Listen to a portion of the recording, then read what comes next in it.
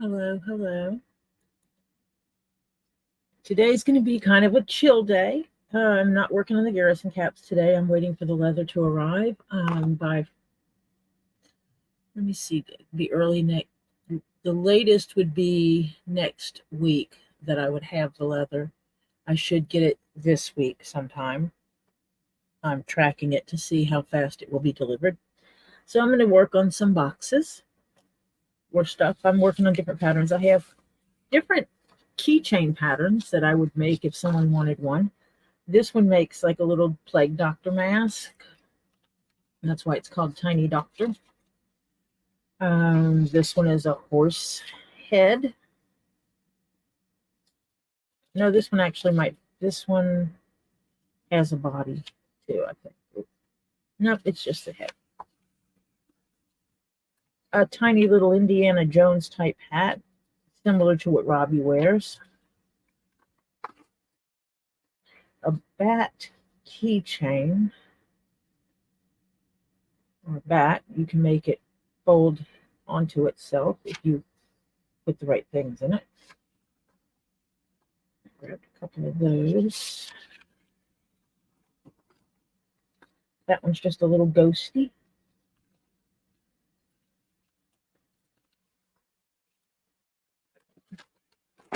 And this one is the keychain I've already made a few of. That is, let's see, this style keychain.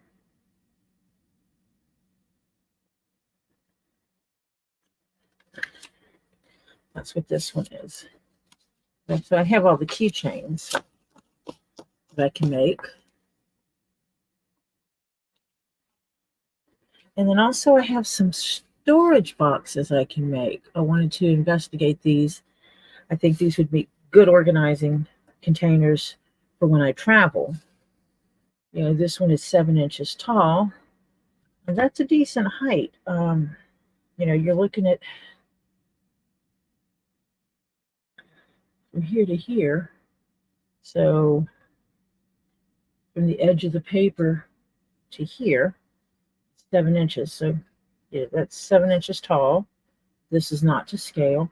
And it's 3.5, which is right to here, 3.5 inches across. So from right here at my finger to here. So that's a decent sized storage container. And I have all the pieces, and it zips right here.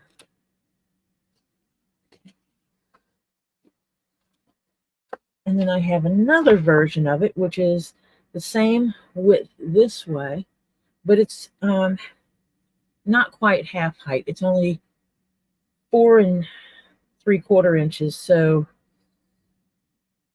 you know, a little bit under 5 inches. So it goes to my finger here, from here to here. So it's still a decent size. And I have those.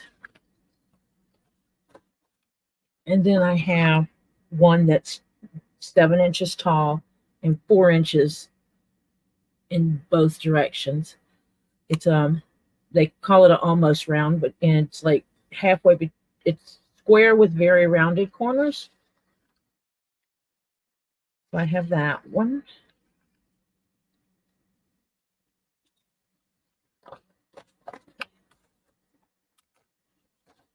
And then I have another one that's 4 3/4 inches, which is 3.5 inches across both ways, just like the one I just showed.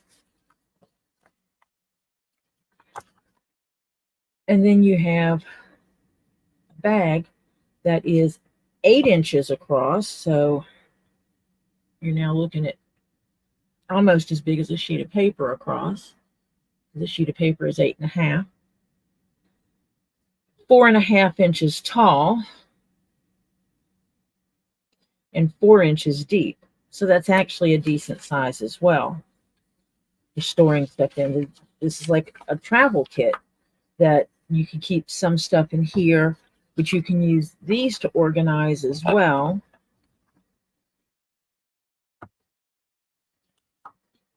And so what I'm going to do is I'm going to start cutting out these patterns and getting them organized, because I have some leather that I think would make good boxes that I think would hold up well to this. And so that's what I'm going to work on today. Let me find a place that I can stand up these patterns so I can pull them off one at a time. And I will work with this one first. And I save this paper because I'll basically make an envelope to put the pattern pieces in when I'm done.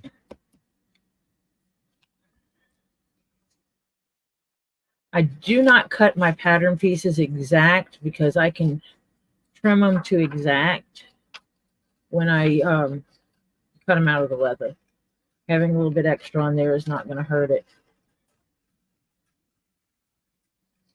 I already have to trim it exact later, so this will work for now.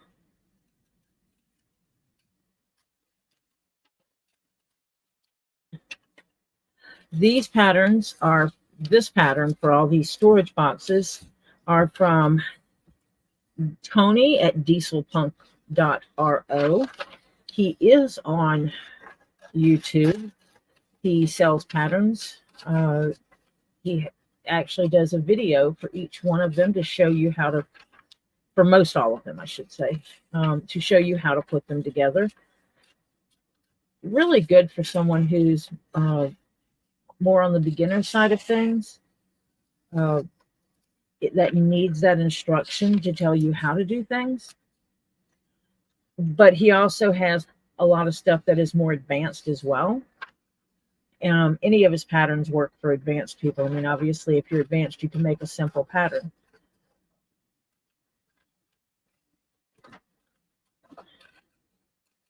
I like Tony's patterns for multiple reasons. One is he has a consistency in how he sets up his hole spacing.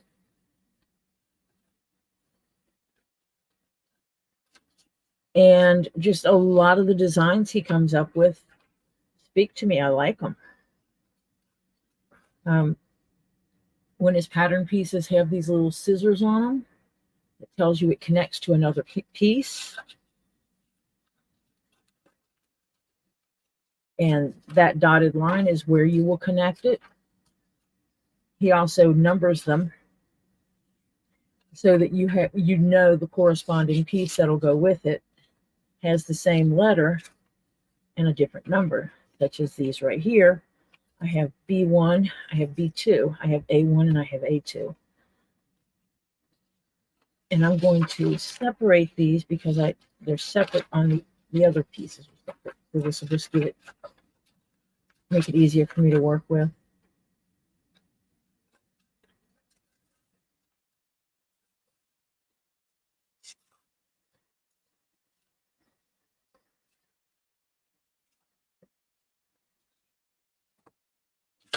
Take all these wasted paper pieces and take them away.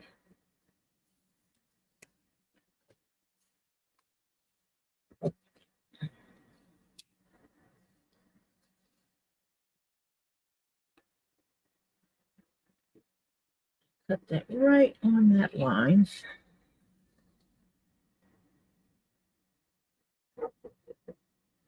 And if I do it this way, I can actually put the tape on the underneath to hold these pieces together. I need to straighten this edge out though. I don't like when my tape is not even. I often will tear it, and I hate when I do it, but I do it enough. Seems like I would stop by now. So you just take these pieces and you line up all the lines in your scissors.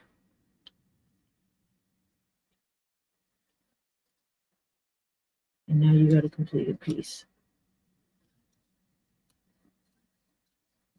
I'll trim it down a little bit more to get, because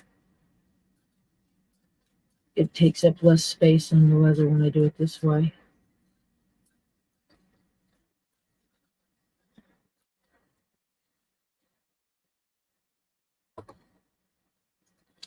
So that goes over here with finished pieces. And I'll show you the other way I do it sometimes is I'll trim this edge down. For larger pieces especially, I'll do it this way because it just makes it easier for me to keep the pieces in alignment.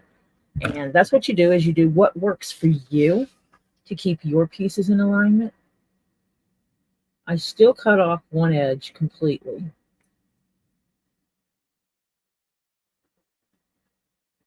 And I do go slow so that I'm as close to perfect as possible on following the dotted line. Some days my hands get a little shaky, other days they don't. It varies on what's been going on that day and how stressed my body has been.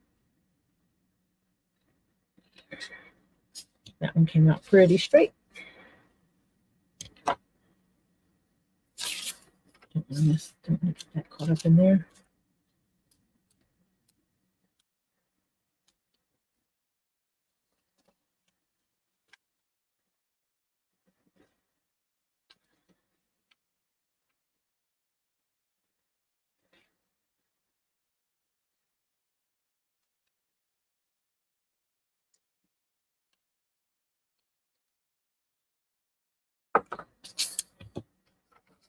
And I do it like that so when I line it up, I can line it up paper to paper and not have to deal with the sticky of the tape until I'm ready.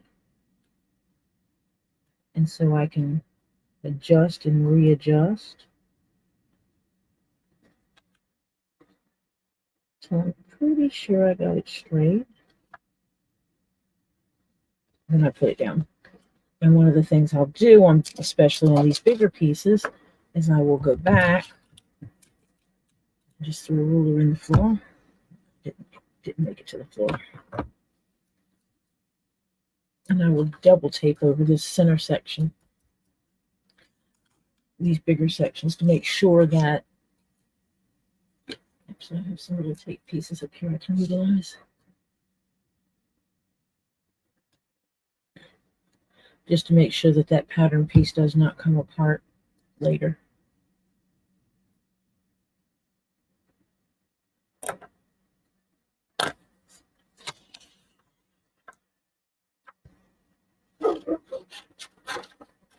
This is how we get the bigger parts. The sad part is when the pattern pieces are like this, where they're split onto two pieces of paper, when I get my leather cutter working, I cannot cut out these kind of patterns.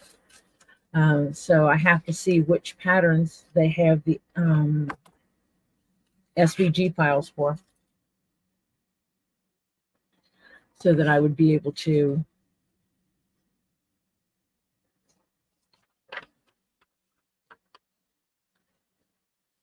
use them on the laser cutter.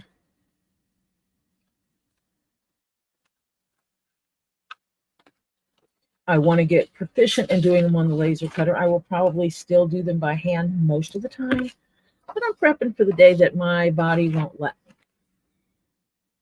You know, not everybody can do everything all the time. There's going to be a time that my hands get unsteady for doing some of this.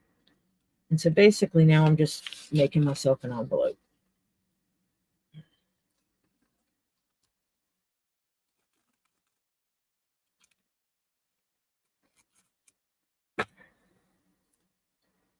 The pseudo envelope, it's not perfect. It's not going to be sealable, but I am doing it where I can see what it is here.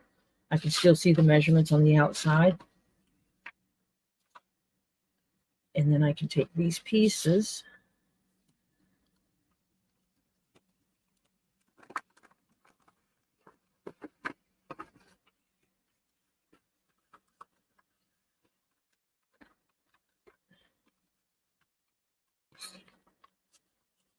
and put them into my envelope. And I don't bolt crease them. I leave them rounded on the edge, just so that I don't have to worry about them getting a crease in them, and then it's harder for me to use later. But still, that's a pattern piece there. Yeah, that's my pattern for this item. And then I can stick these up, stand these up off to the side, and then as I need them, pull them off, and I've got the whole pattern here, so I can lay out this one item at a time and cut out all his parts, put the pattern back in here if it's in good condition, because I can reuse it. Some patterns I can use 2 or 3 times before I don't trust the integrity of them. And I've made myself a little pocket, like with a piece of cloth over to my side, because I need more table space that I don't have.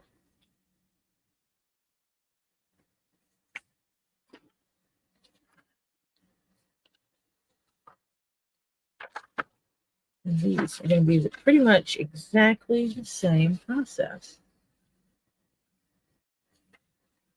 And I think I might tape these two together before I cut them, and show you how you can do the whole sheet, taping the whole sheet together as well.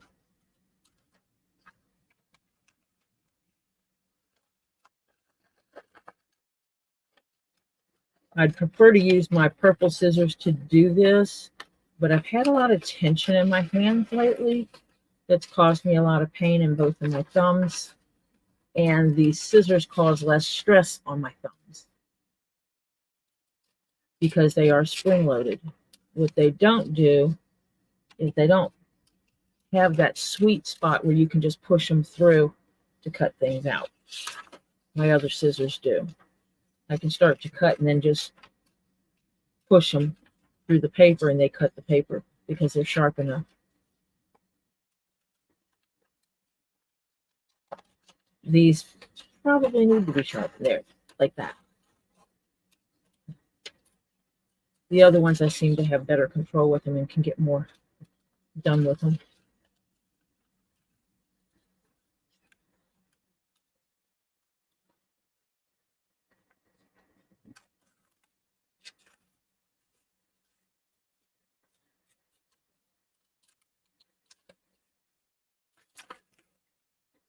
And I do keep a garbage bag right off to the side under the table. So you'll see me reach down, or you might hear it when I do that. I'm not throwing paper in the floor.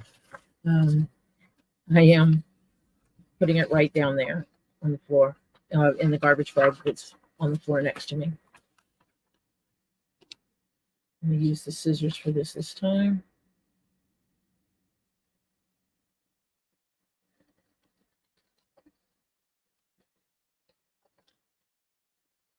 Showing you different techniques of doing it so that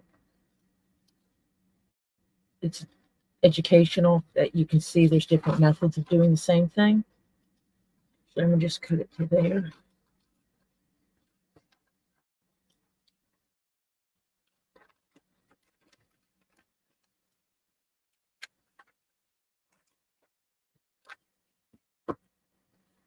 And then we can see how to line this up.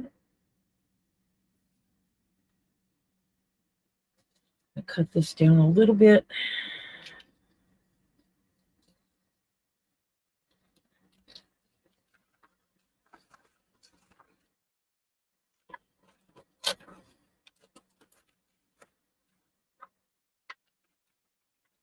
I have to remember not to cut left-handed. That doesn't work well for me.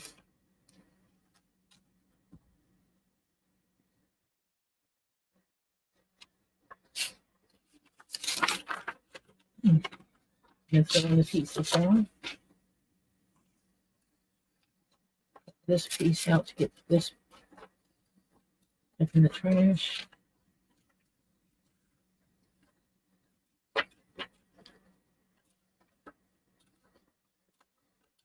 I need to get a shredder that I can throw all these scraps in and tear them up. That way I can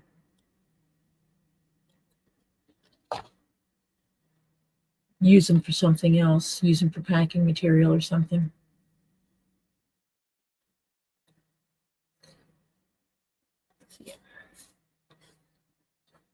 And so I can do both of these pieces at the same time now.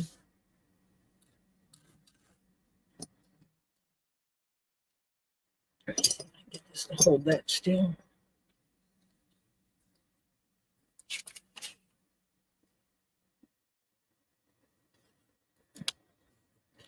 And obviously, it doesn't have to be perfectly straight, as few things are lately in this world. So, line this side up, and this side up, and then push it down. Pull off some of these little pieces that I cut for something else and didn't use. I have my camera stand over here, and I put stuff on I cut tape and I'll stick it to the metal bar so that I have it for little things like this for when I'm doing something. And sometimes, depending on the pattern piece, what it's going to be, how it's going to be used and stuff, if I know it's going to be under a lot of stress, I will cut down tape thinner so that I can put a piece down his center as well. I'm doing it this way makes it easier so that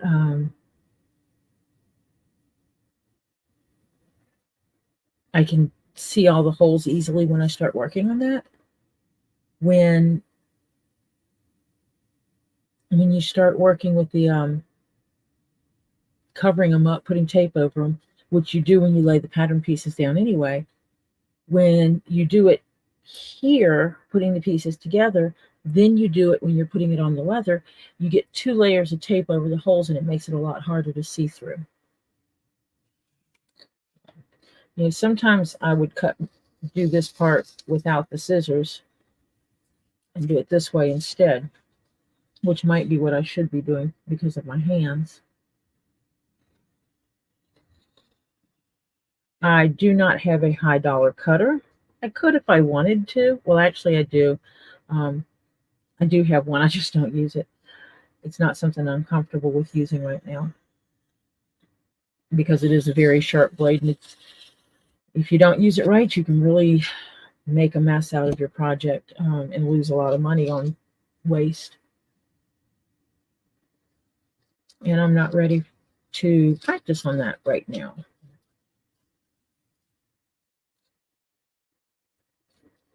So now that I have these pieces all together,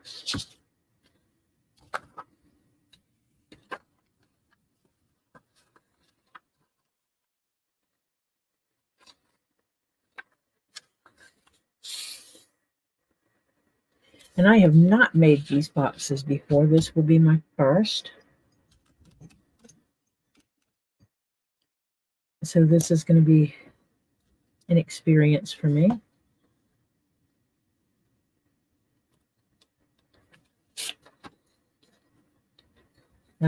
When I make patterns for the very first time, I get excited because it is new. It's like an adventure, and it's just a creative process. And sometimes I will be working on a project and get frustrated, and this is exactly how I solve that creative block. Is I will jump on something I know I can do.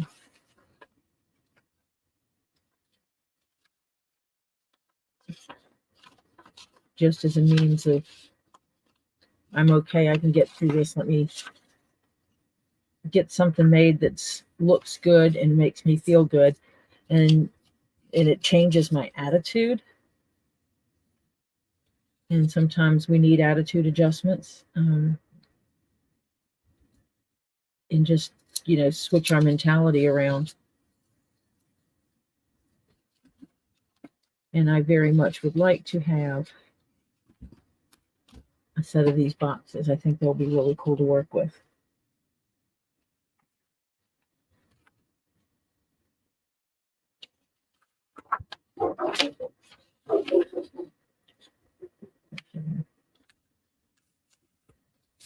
Hold this one up in advance.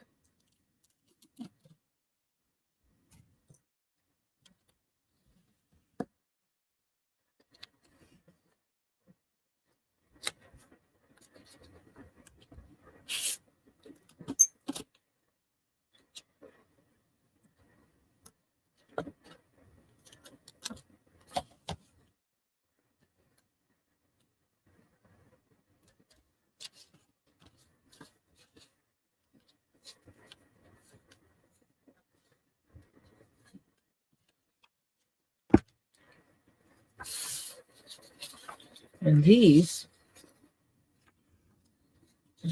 are separate pieces.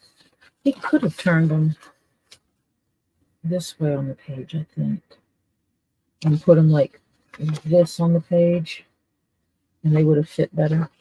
But he didn't, so I will have to put these two pieces together. And then I'll have to put these two pieces together.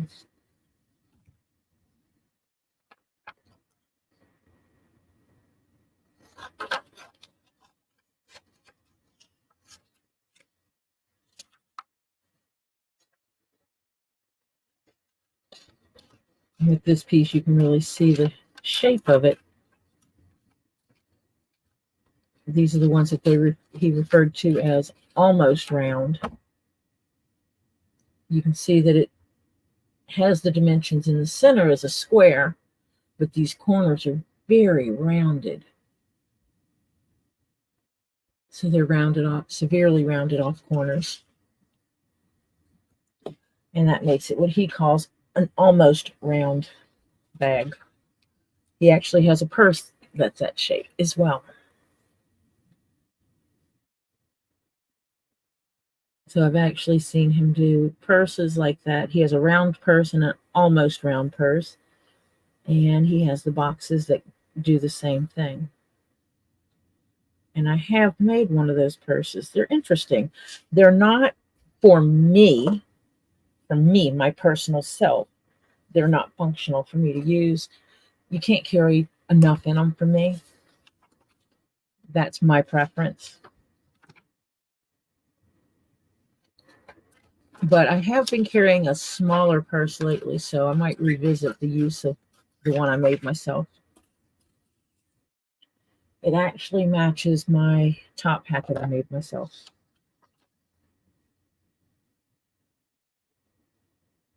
And you can see he actually spaces it where you can do the whole page at once instead of having to cut each individual piece out to line it up.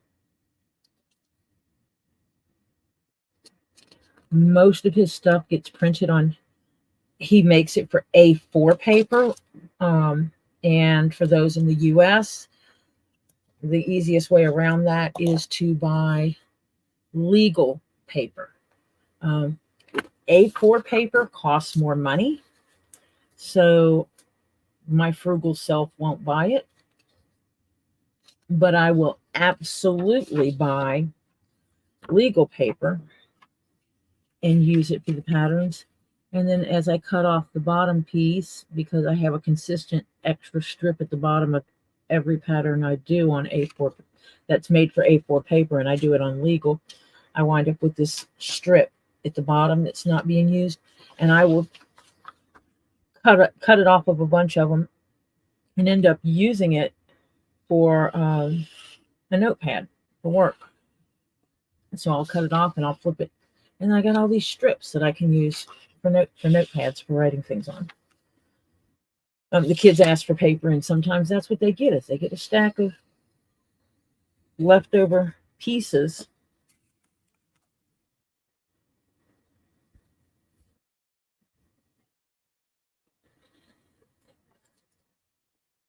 So yeah, makes it nice.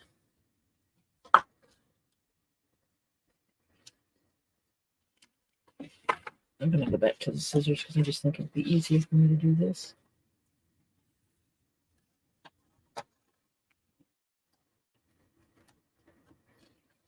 I have my child sitting in front of me with a big smile on her face because she paid off her car and her title just came in. And this is the first time that she's completely paid off a note and had the title come in only her name. No one else has an attachment to that vehicle. No one else can lay claims to that vehicle. You know, when she the first car she ever got, she paid outright for it. She just saved up her money and paid cash for it. We got it through our old mechanic in North Carolina. But then she was married, so when she bought vehicles, they were in both of their names, which meant that when they separated, he had claims to both vehicles, so they had to come up with an agreement on who would get which vehicle. And so that was just a pain. And we even had to deal with the title of that one when it finally came to fruition, where it was paid off because his name was still attached to the title. And so with this one, she bought it using her own credit score and her own income. And she paid the notes. And there were times that I helped her pay the notes when necessary, when we were struggling through things. It's the nature of the beast. But she got her taxes, federal taxes in, and she's like, I'm paying this off now. And so she did.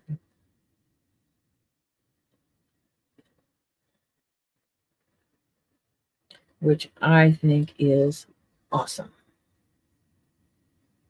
So now she has the vehicle in her name and in her name only. Nobody else can lay claims to it.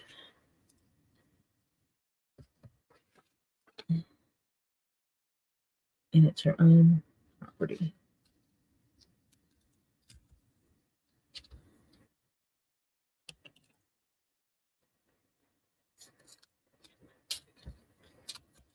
And she has struggled with that company. They were at times different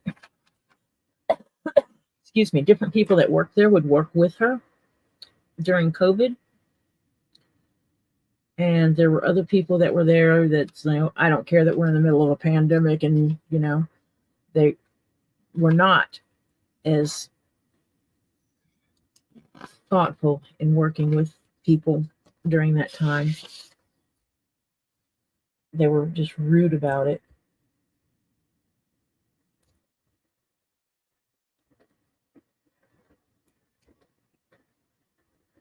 And this wasn't even you're 3 months past due. This is, you didn't pay your note last month and it's now 2 days into the next month and we're going to come take your car. And she's like, no, you're not. And we would do what we had to do to get it where she could get it paid that month.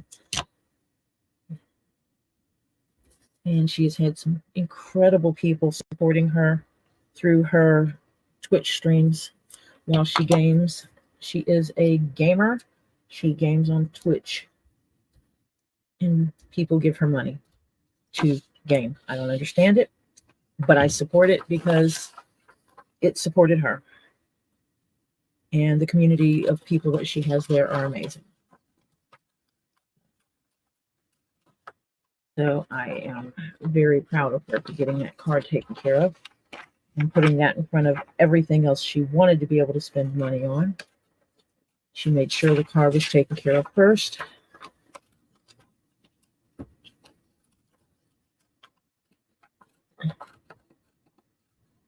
That whole adulting thing sometimes sucks, but it's the necessity of what we have to do.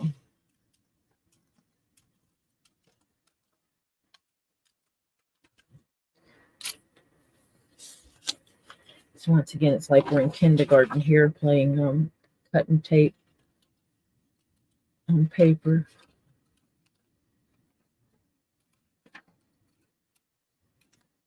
Yesterday was a creative process for me in that I was working through something design-wise that wasn't working, and I needed to find a method to make it work. And so yesterday's stream was spent on doing that, finding the right method of getting that piece done, and I did that. This is going to be too big to fit in there. So I will do it that way.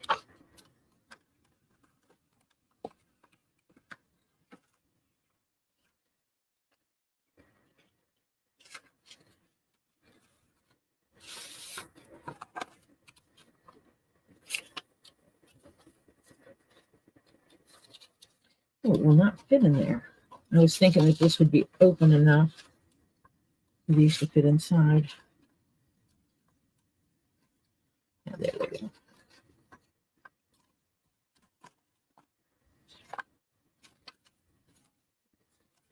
Take this little guy and fold him over a little bit.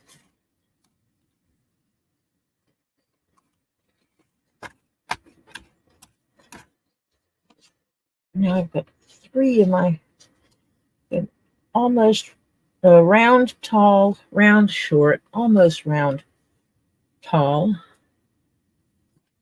almost round, short.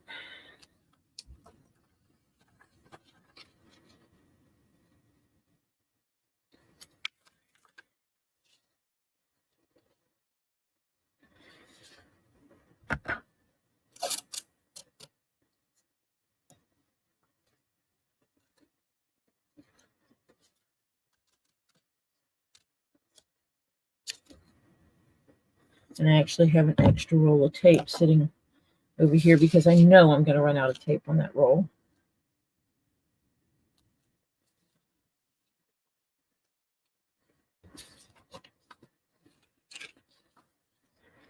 And sometimes, like if I know that I'm not going to use the pattern but once. Hi, Jennifer. If I know I'm not going to use the pattern but once, I won't bother printing the extra page off. Or if I know I'm not going to use the pattern more than once and I'm going to use it right now. If I'm going to use it later, like if I'm setting up a few projects, I will do this to help keep my pattern pieces together for individual projects. So if I laid out the stuff for 3 or 4 commissions, that's how I'll do it. This one, wow, this one I'll use is 2 pages. And so because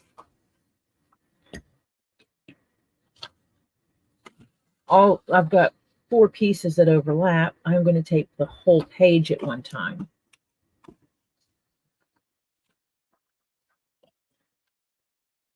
And I'm going to just cut this one down a little bit.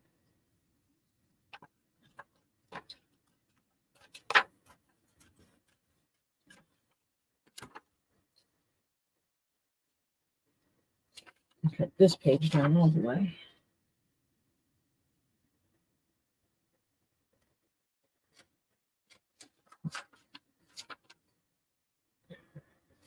Making sure that when I'm on the pattern pieces that my lines are extremely straight. If it's not on the pattern piece, I'm not as worried about it being a little crooked. But when I'm going over the connection points for the pattern piece, I try to make sure that it's straight.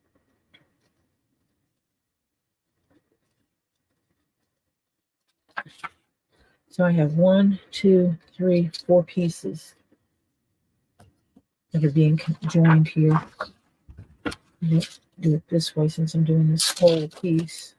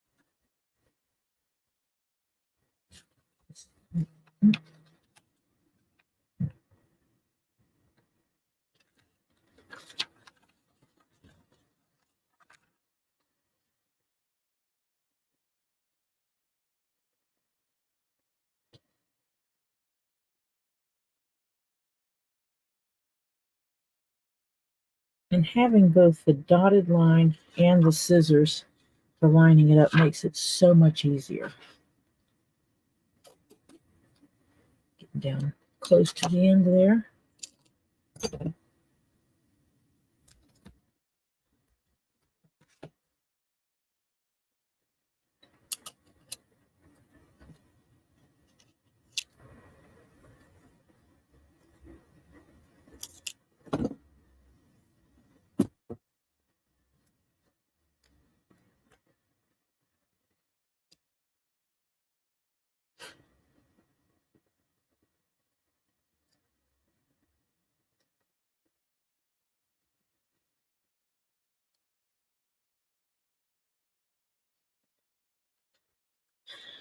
Now I'll cut out these pieces because now I've got this like one big piece.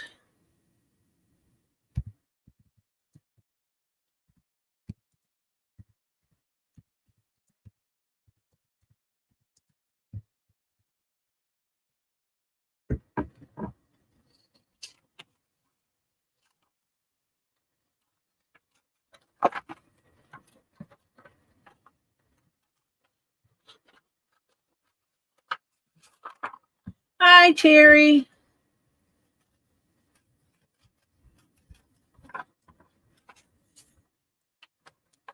I hope you're had a good day today on your side of the world. Your side of the pond, I should say. Because you're not on the other side of the world, just on the other side of the pond. And a little bit.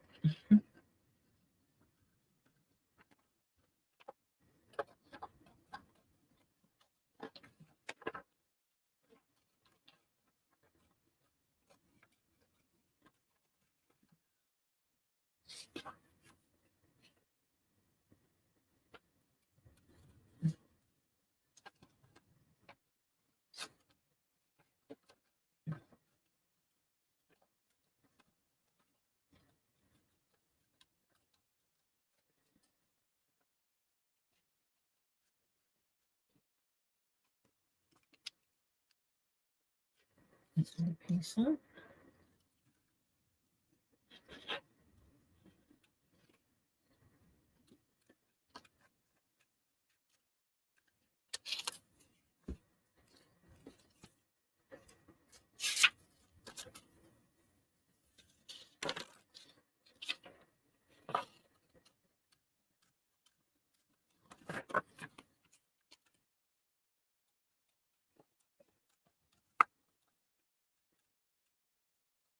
I'll pull up an image and share it in a little bit to show you what all these pattern pieces are for. I can pull it up where Tony did them, and you can see what they look like in leather already made up.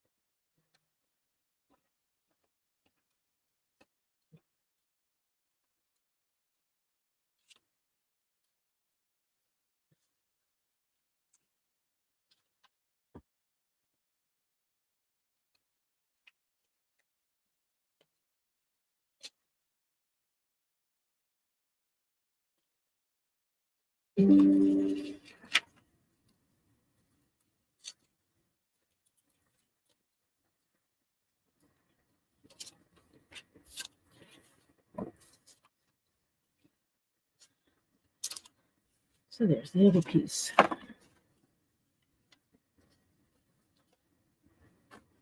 Oh, that's going to fit in the way I want it to.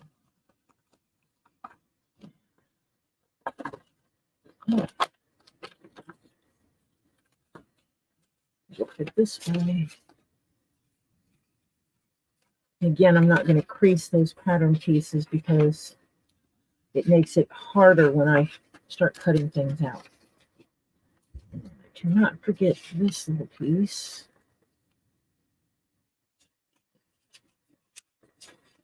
Just the strip that goes with it. One more to go. Let me pull that up. Let me pull up my patterns. Bags.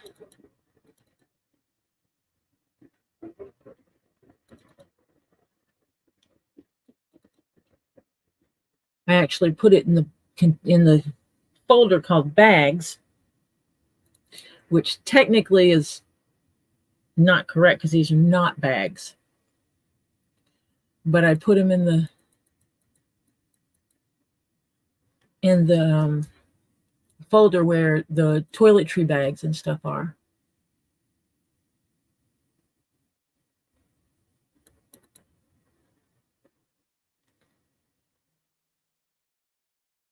So that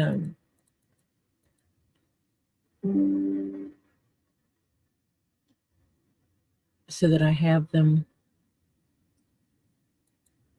ready to go. If I was making a whole toiletry kit,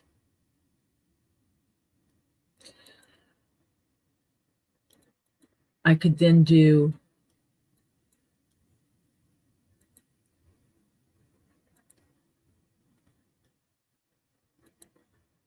I would have everything right there for doing the toiletry kits and the little containers to go with it. I think I made that too small.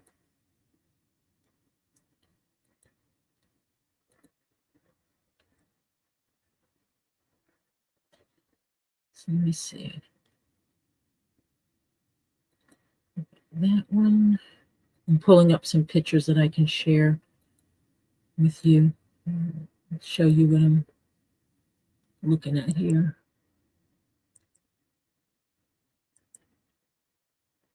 I'm trying to make this thing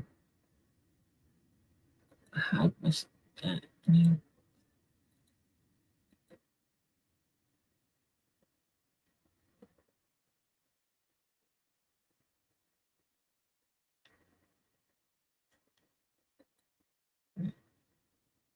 I was trying to make it hide my toolbar on my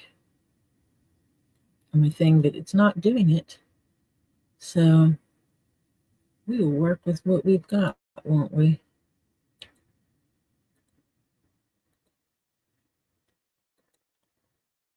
And for some reason, my taskbar is not minimizing down, so I cannot do what I need to do.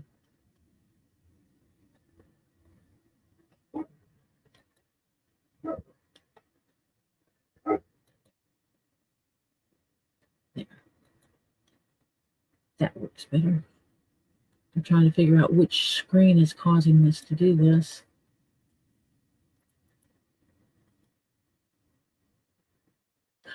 Hi, Francis. It's good to see you.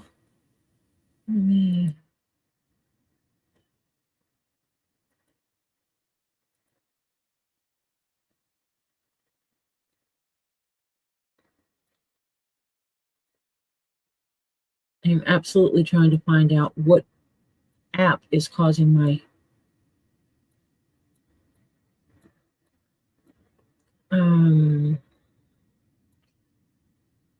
yeah, I can't. My brain is like, oh my gosh, I can't think.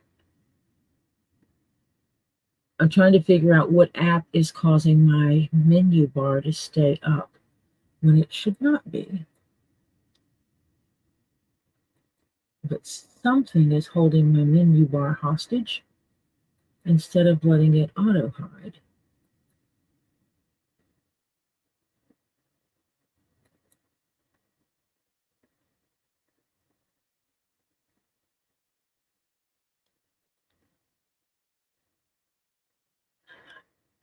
I am making actually a few things. Let me show this real quick. Let me share my screen. Well, the problem is it won't let me see things because it was I was trying to, my menu bar is not hiding, which is really weird. So I'm going to share a screen.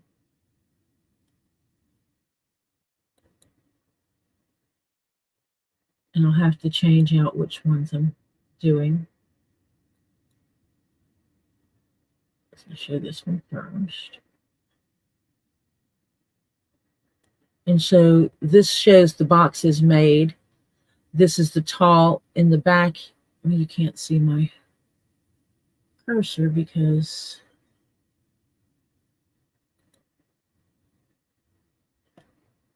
I make it this one back here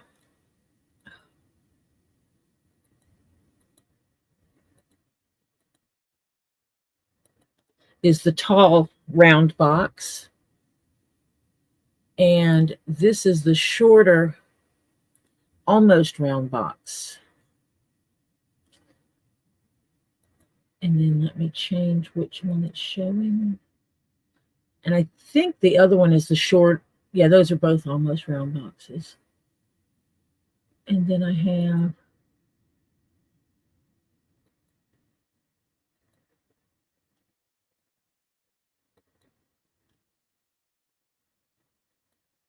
this one is the shorter almost round box, but it also comes in a 7-inch tall version.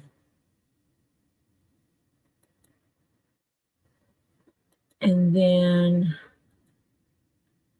it also has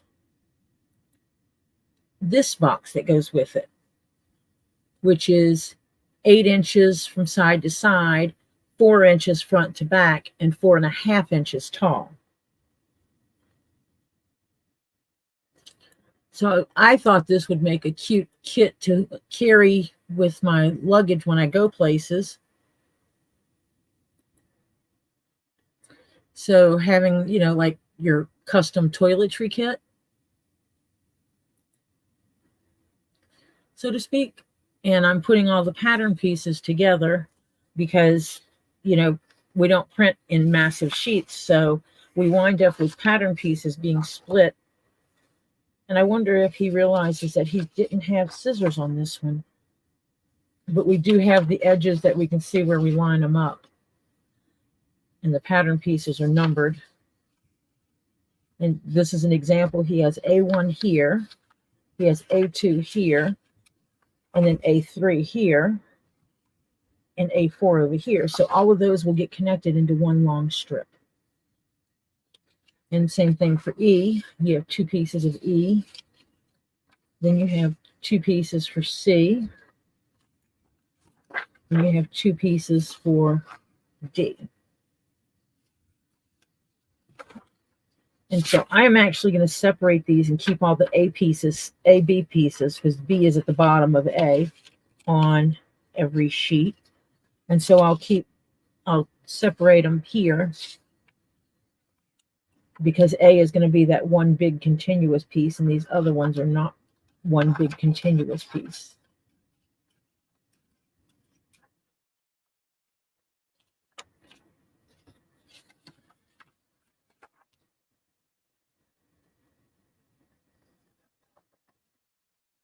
And so we're playing kindergarten. Let's cut it out nice and easy, and then we'll tape them all together like kindergarten class.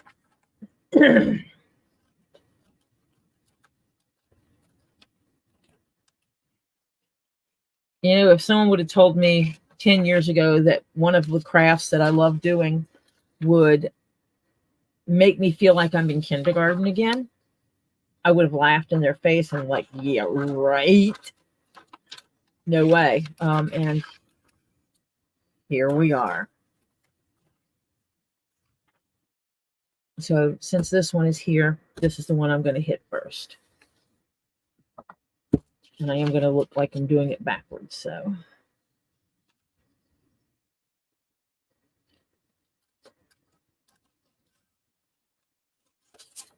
I'm actually going to cut all of these first.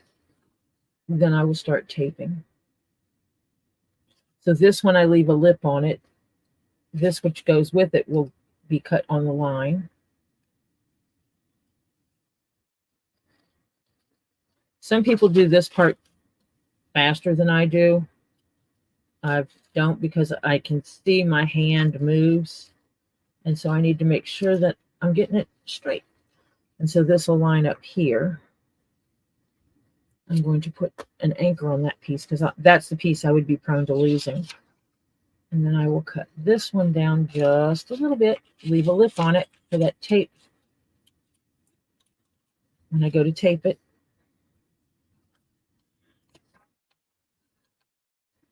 It gets cut down a little. My scissors are squeaking. I think I need to get my sewing machine oil on and put it on here.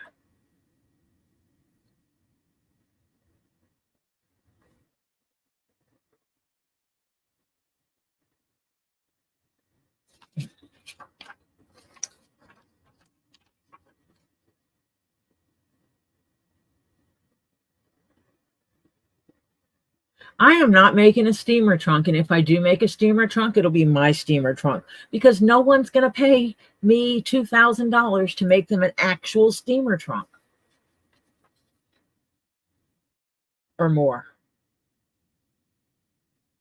Steamer trunks will take a lot of leather, but in addition to that, there's wood that has to go into those steamer trunks.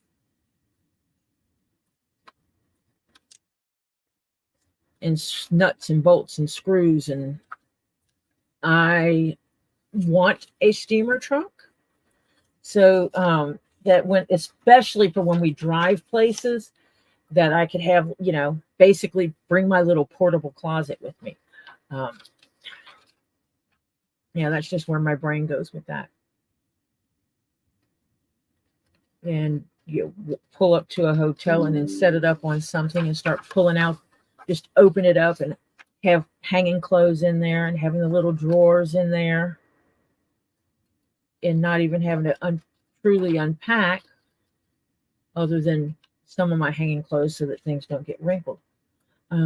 Yeah, I would love to have me a steamer trunk, but not so much that I want to invest in making one.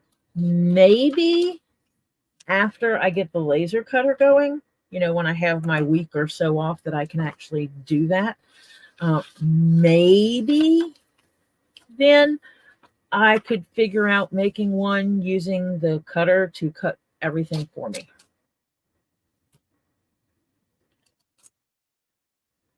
But I'm still looking at how much hide that would take.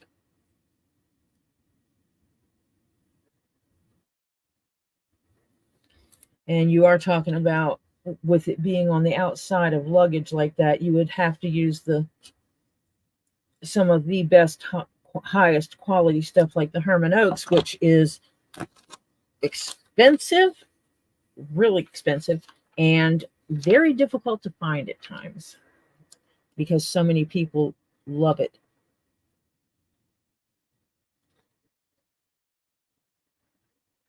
Making sure all these little lines are lined up before I push that down. So I'm looking at the lines on the individual pattern pieces in addition to that dotted line that goes across the page.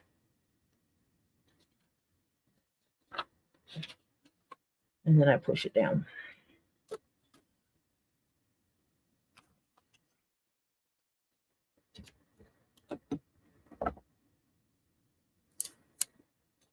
Oh, I cut that a little.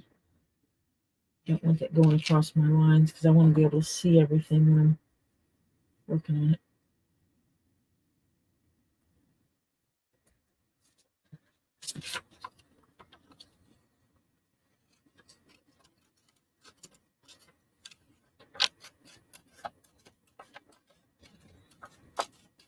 I'm not sure this is something I can lay out on this table.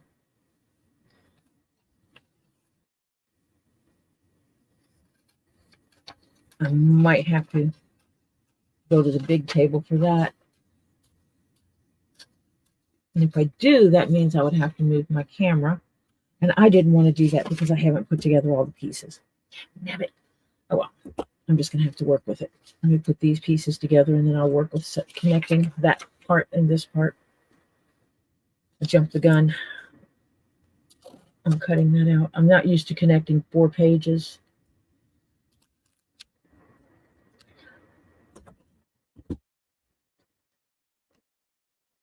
Usually you don't have 4 pages to connect like this.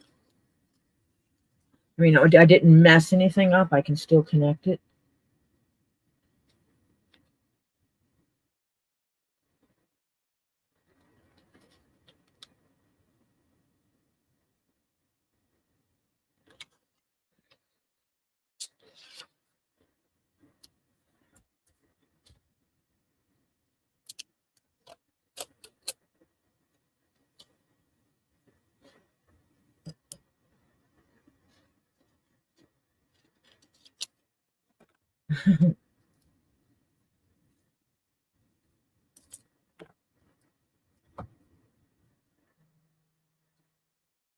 I got your healing face to giggle. I'm sorry about that. Unless it didn't hurt, then I'm not sorry at all. If it didn't hurt you, I'm not sorry.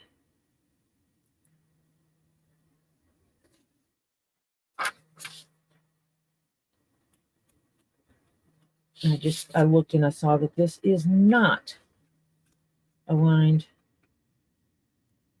as well as it should be. I love using this masking tape because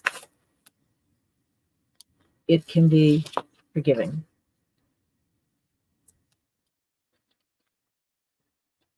If you catch it early enough. I'm going to try that again. Let me face it to me this time.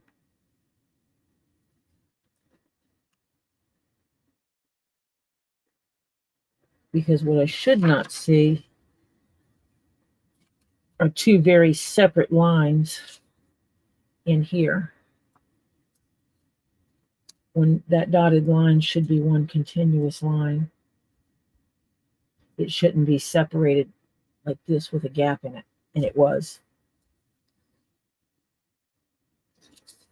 So let's do it this way. I'm going to leave this piece whole and then connect the other two pieces to it.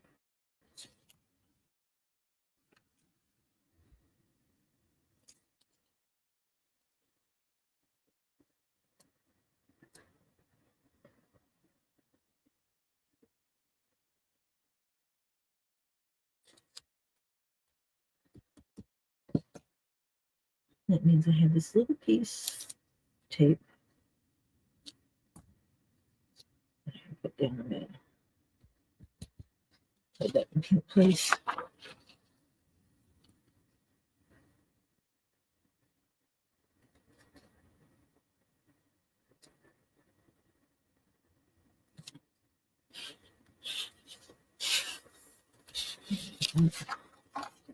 Yep. That's good.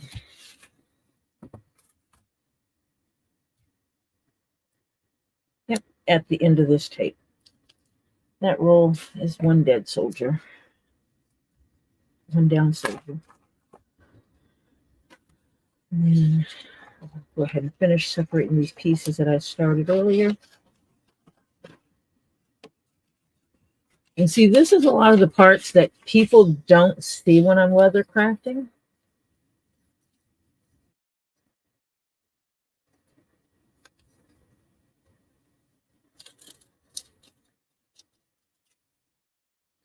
This is the part that I usually do well behind scenes. Nobody ever sees this. It's like people think that I just magically pull out an entire pattern that's already pieced together and just go poof, and everything works beautifully.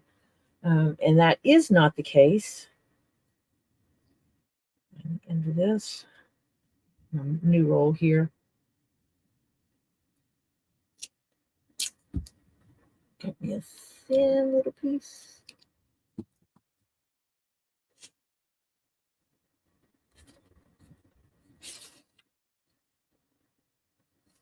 I'm going to cut a thin little piece down here because when I go to put these pieces together, the last thing I want to do is feel like it's not holding together well or not aligning perfectly.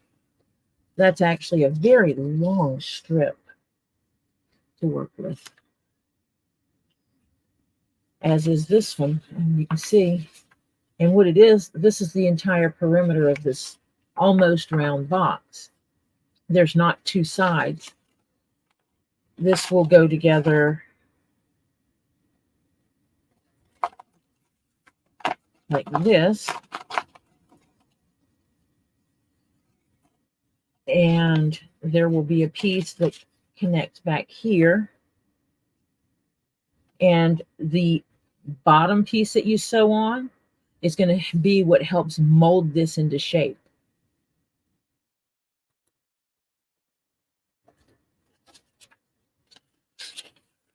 And so it has fewer seams, even though it is a bigger piece. It's not going to have 4 sides plus a top and bottom. It has this very long continuous piece, and this is going to go around the perimeter as well. It stitches. This is the piece that it has holes on both sides. It'll connect 2 pieces of leather together. Other pieces of leather. It's leather itself too.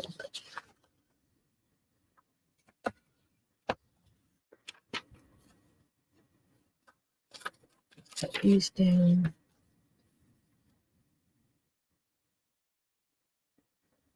Sitting here cooking my foot under the table with my heater on.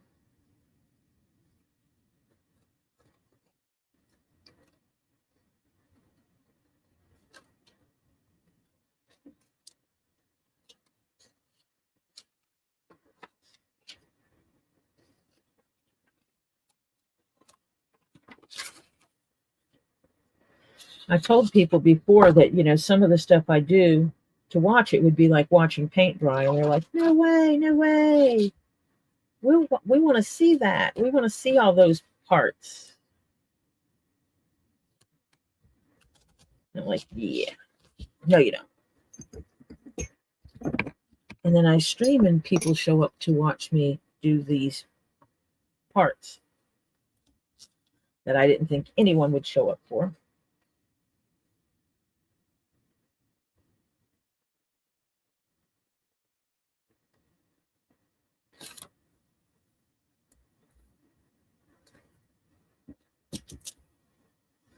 Oh, I need to cut that in half because I don't want to cover up my holes.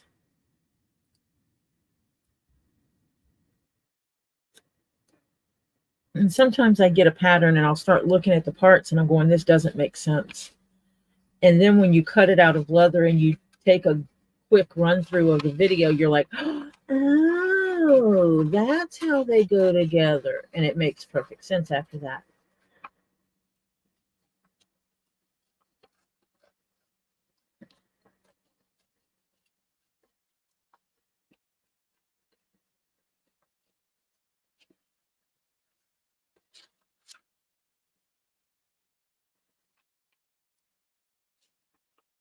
Thanks, Jennifer. Hey, yesterday I did my creative processing and found my solution that I needed. So when the leather comes in for the Garrison caps, which should be here as early as Thursday, I can start back on those and come up with a Garrison cap that I would be proud to wear myself. Wouldn't wear because the colors are just wrong.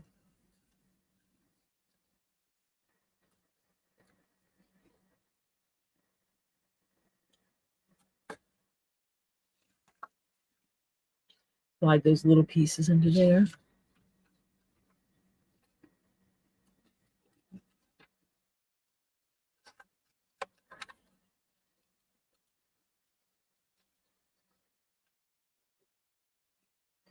I hear barking going on, so I'm wondering if someone's getting a package. Hopefully it's me. I want a package. I want something cool to come in the mail.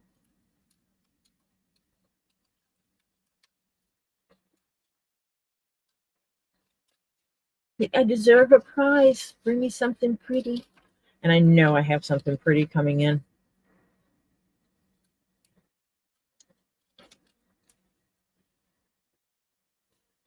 Let me pre-cut these pieces.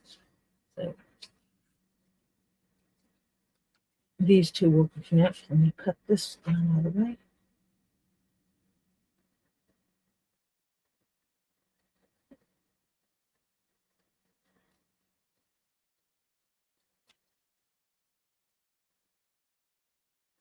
These will connect.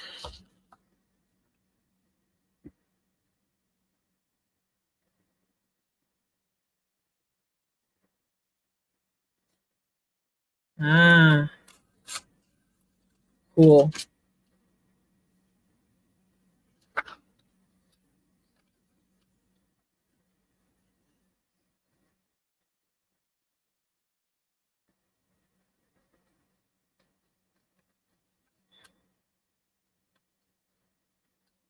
The only thing I ever got off of a Kickstarter was cards, playing cards. Um, they had a little girl said, why do cards always have kings and queens, and the king always outranks the queens, and that's not fair. So she created a set where they're mixed. So you have monarchs, and so you have the level of a king queen and duke and duchess, and she did it that way, so there's two males and two females of all the face sets.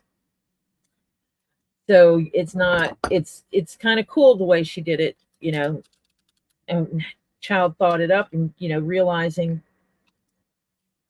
that men don't outrank women, women don't outrank men, it's partnerships kind of thing. And she made the playing cards to match her ideas, and I bought a few sets because that was like really cool.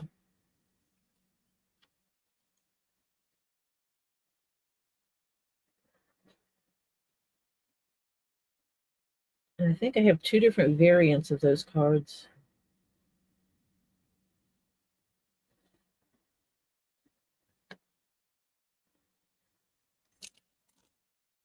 And I think anything Firefly is probably good, because Firefly.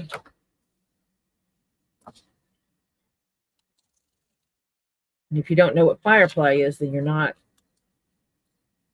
sci-fi and geeky very much, are you?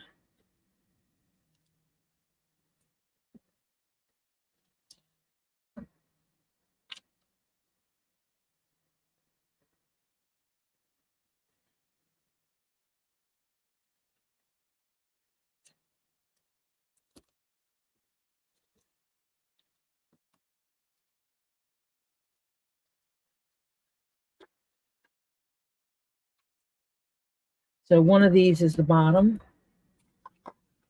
that one. These two pieces will be connected because this handle will be sewn on here.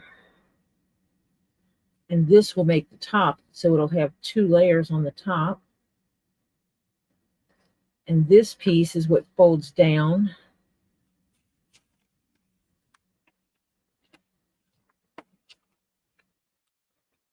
into here and goes around. And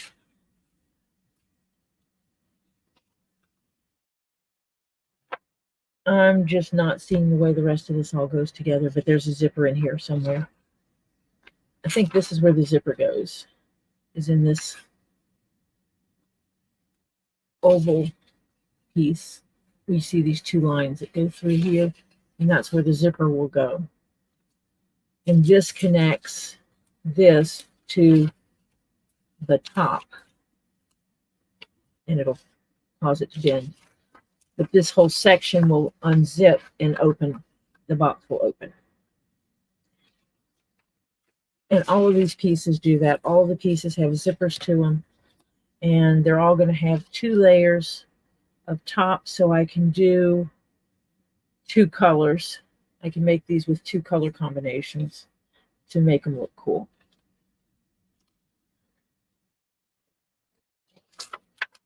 Now, fitting this in this envelope style thing I'm going to make is going to be fun.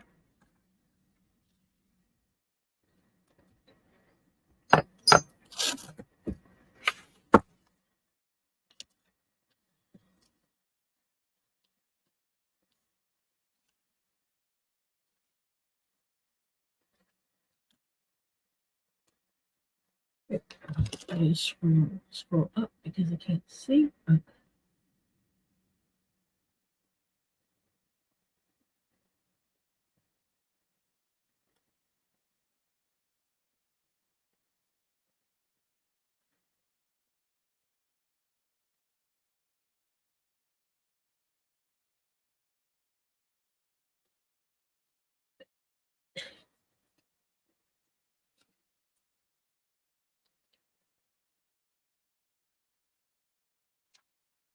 I think Jennifer's geeking out a little bit.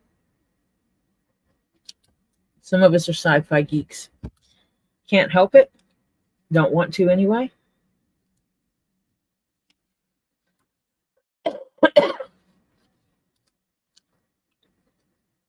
I do my science fiction stuff every year.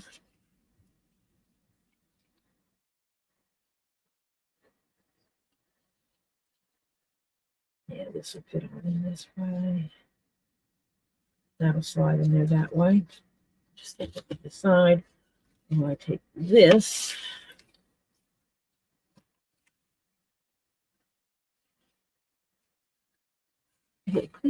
Yeah, I guess it'll work.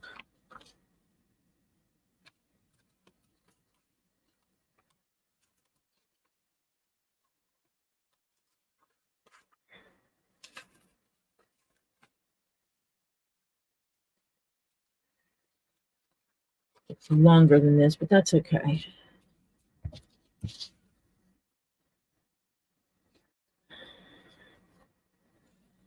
And with this piece, I'm definitely going to have to do this on my bigger table. There's no way to pull that hide out that I want to use.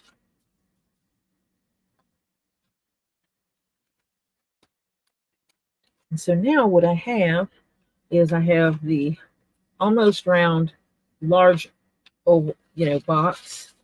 I have what they call the almost round short zippered box, the almost round tall zipper box. So the short one is 4 3/4 inches tall. The tall one is 7 inches tall. And then I have the corresponding round one. So this one is 4 3/4 inches tall, which is a round box. And this one, and I tape this one backwards, is 7 inches tall. And then I have this oval box, rectangle box. So now I have all my pattern pieces together. And so what I do is I can clip these. And when I clip them, I can catch some of the pattern pieces also. And I stick these envelopes together somewhere so that I don't lose my set. Obviously, I will stand it with this part up so that none of the pieces fall out. All right, now it's going to go right here next to me because I have a place to put it. Because I am probably going to set up Thursday at the big table first so that I can have a space clear, set up and have the hideout and lay it out, rough cut it around the edges. Then I can bring it back over here to work on. Skip that one for now because we've already done that one multiple times. I'll pull off one of each of these. Plague Doctor mask. A little horsey. A tiny Indiana Jones style hat. A bat. A ghost.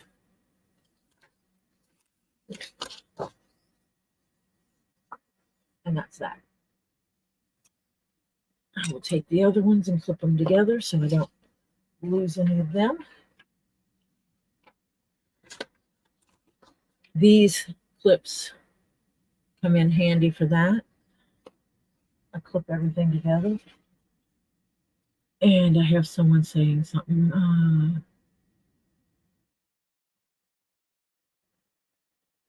No, that one is not a fedora.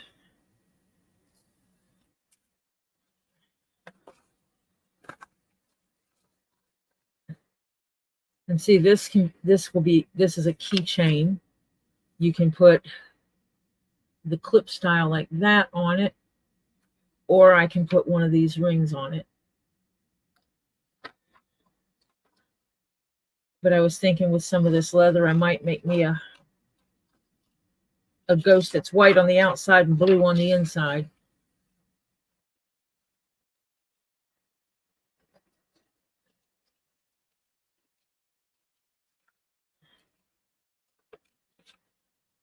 You know, it's funny is I love the look of the miniatures, the miniature hats and stuff like that. They are a pain in the butt sometimes to make. You know, I need to check. I don't even know if I have a fedora, a true fedora hat pattern. I might have to find one.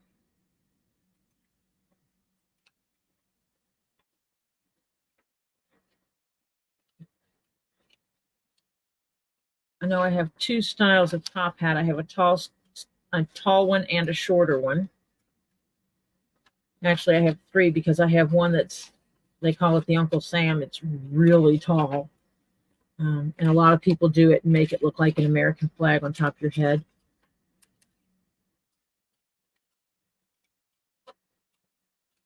Which I would prefer not to make that one, but I guess if someone really wanted to pay for it, I would make it.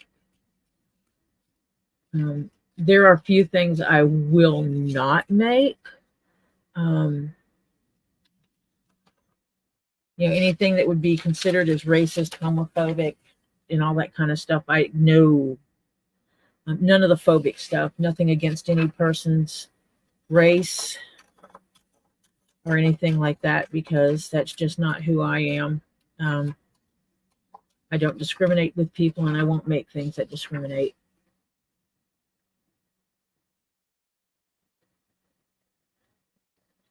No, I'm not making a miniature Fonzie jacket either. That would be, you know how hard it would be to make those little sleeves and then have to flip them inside out or right side out? No.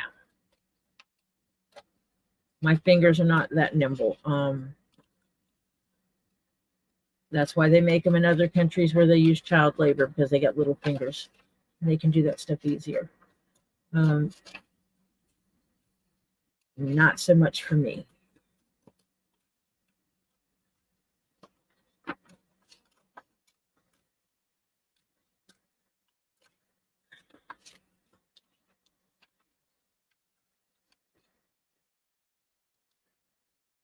It's just not my idea of fun. When my crafting frustrates me to a certain level, it's no longer fun. Therefore, I don't want to do it anymore, and I try to avoid that. That's why I don't make clothes for people, because there's too many size variants. There's too many people who are too dishonest about their actual size, and I just don't need someone telling me that they have one size body, and then when I make them something and nothing fits because they were not honest about themselves. I have patterns for shoes. I've made myself sandals before. And why is this sticking all of a sudden? There we go. Okay, I need to move my hammer that just decided it wanted to try to jump off. And yes, I am using leather conditioner on my scissors because it is it's a grease and it will work.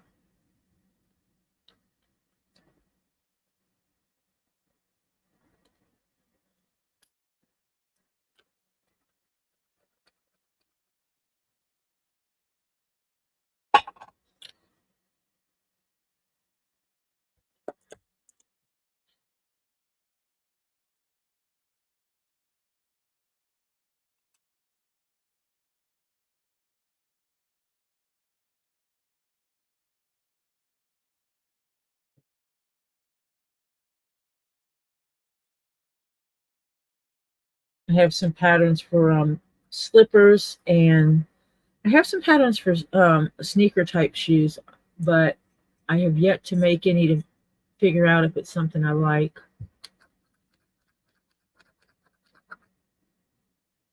and a pseudo boot. It's just work getting the proper soles for them that would drive me nuts, because just using layers of leather that are not appropriately made to be a real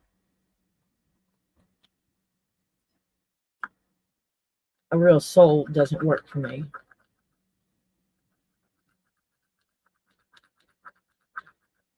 It's still not. I don't know if you can hear them. They don't sound right. That tells me there's something going on in my scissors that shouldn't be. Put them under here, and I'm going to pull my heater closer. And then I'm going to heat my scissors to melt that grease a little bit. It should not take long.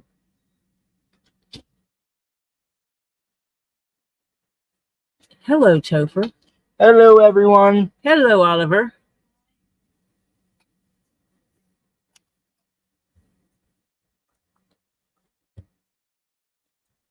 And it's amazing how my YouTube is always off from everything else.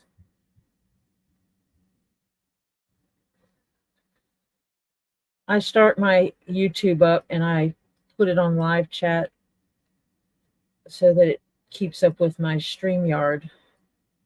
I keep it up on 2 screens. That way, no matter which way I look, I see it.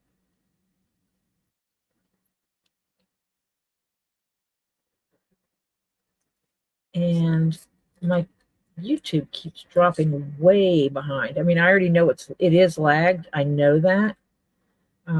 It's that way on purpose, but this is like getting way, way behind.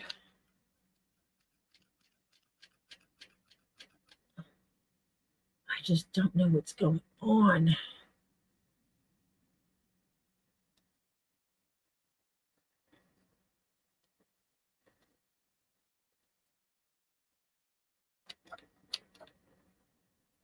I think there's something like dust or something that has gotten in the scissors where it shouldn't be.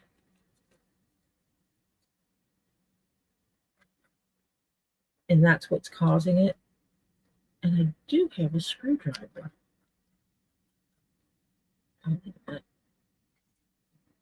Wrong kind of screwdriver. Reach behind me.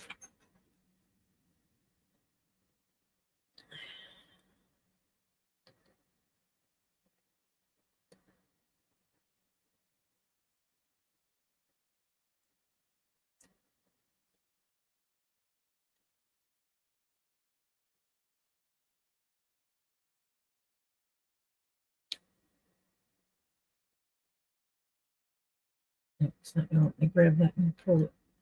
Twist it. There we go.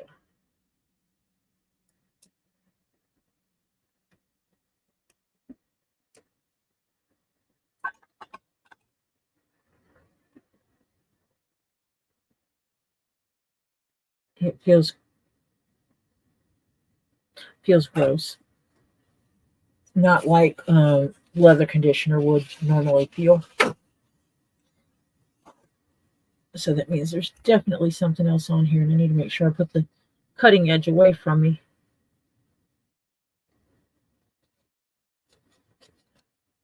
The last thing I need to do is slice my fingers up.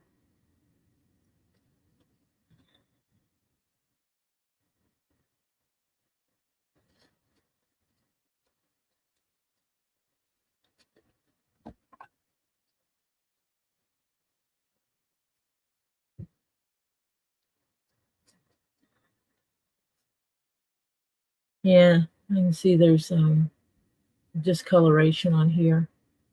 So that means they had like leather dust or something that I was working with. Getting in my scissors.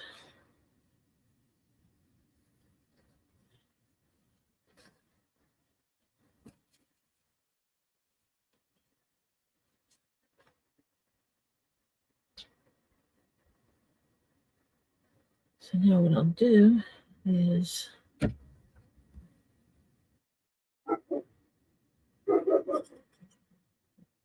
the parts that rub together, I will go ahead and give them a little lubrication before I put them back together.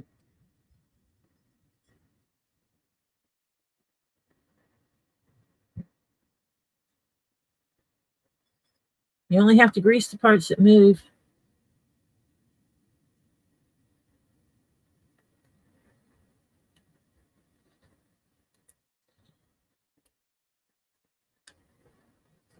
And actually I can lock these scissors together, which I think might make it easier to put the screw back through both layers.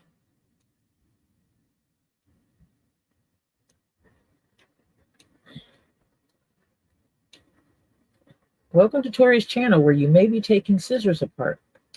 Oh, yeah, that works better. Let me see. There. There's the magic spot. And if you tighten them too tight, they don't slide easily. Right there is where now they're not popping open like they should. Now they are. So yeah, it's literally a teeny tiny piece of a turn that changes it from doing this to not working so well. So now they're much better. I don't feel the drag on them when I'm doing the motion, and that's what was happening. These are spring loaded, and that's one of the reasons why I'm using these, because I'm having the pains in my thumb. Traditional ones, you have to push closed and you use the muscles in your thumb area to do that. This one, I can use just my fingers because it's spring loaded. I pull it in and it pops back open on its own. And so I'm not having to use the muscles here as much. So yay for my hand. Clean off the grease off the little pokey things.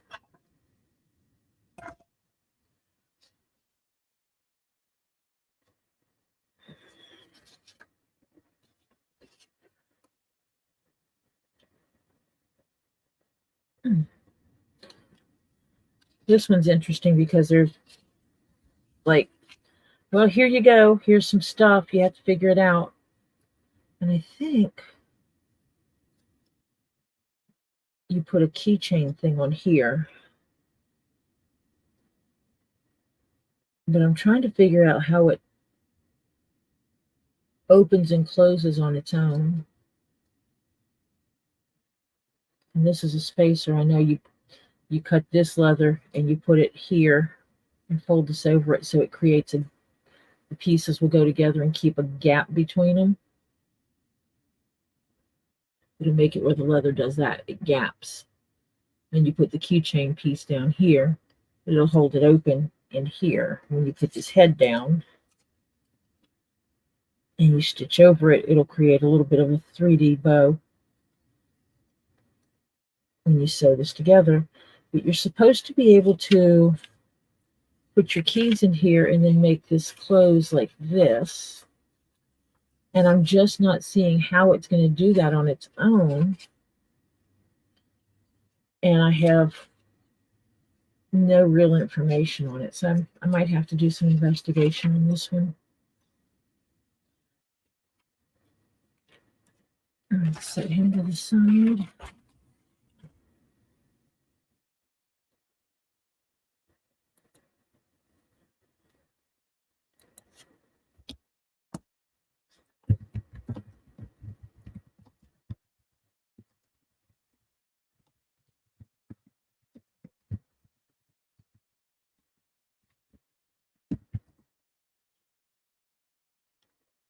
My husband sent me a message. I have an app that links my phone to my computer.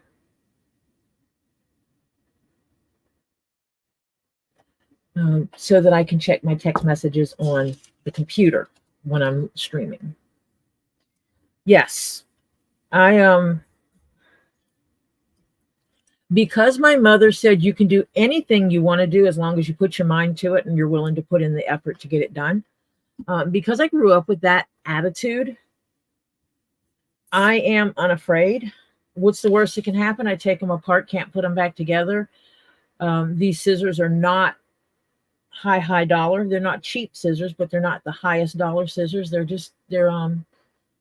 Fiskars. And when they first came out,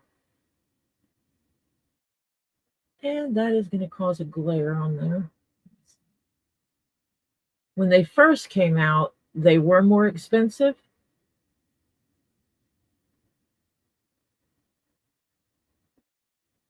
And it's Fiskars. Fiskars and the knife company, their name just fell out of my head. Gerber. That's what it is, Gerber. Gerber knives and Fiskars are they're the same company. I need to designate this for grease because I did put grease on it.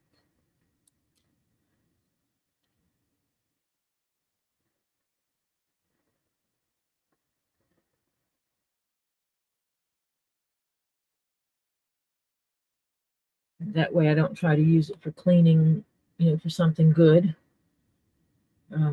I will use it only for grease because it does have grease on the end of it now. Unless I'm going to scrubby it.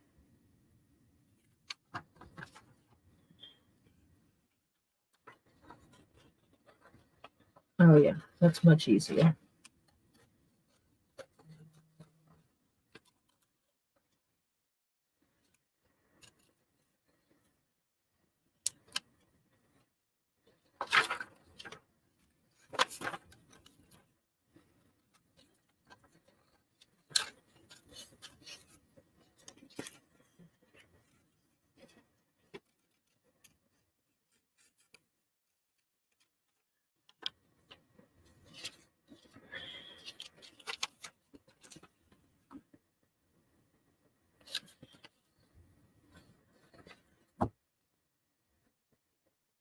Oh no. Oh wait, I have the ones up here.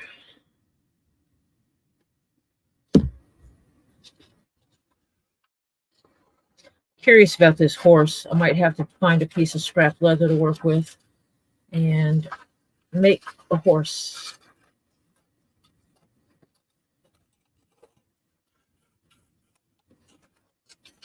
There's a lot of short stitch lines, a lot of short stitch parts. They don't have any really long stitch parts to do.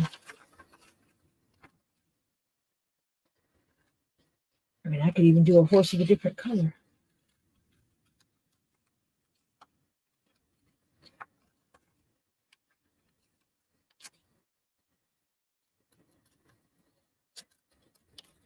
I think I could do the mane in that rainbow leather. One side, it's like put the rainbow on the outside and fold the black to the inside. So depending on how the hair lays, depends on what you see.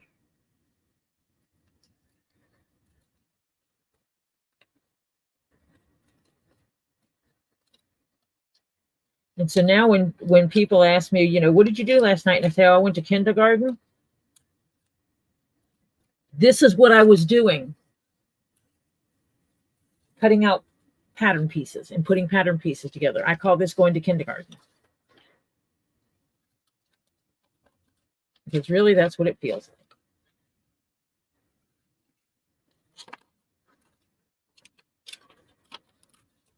It feels like I'm working with a kindergarten class. But my scissors are sharper than theirs. Much sharper.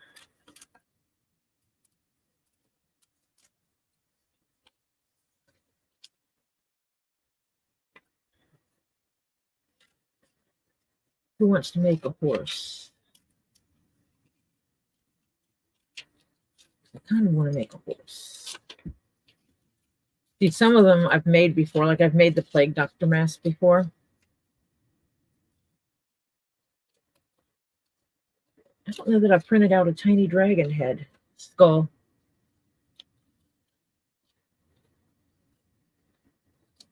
which I've made a lot of as well.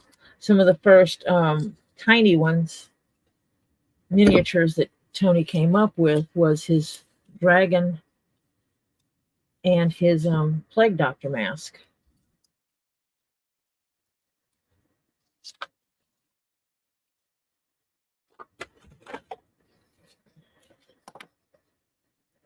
And so those were some of the first ones. He calls them charms.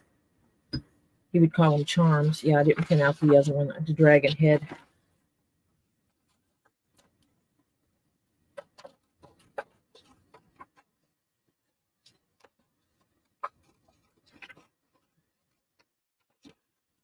And I've got new cutters for making round things. I don't have to manually cut round things anymore for little pieces.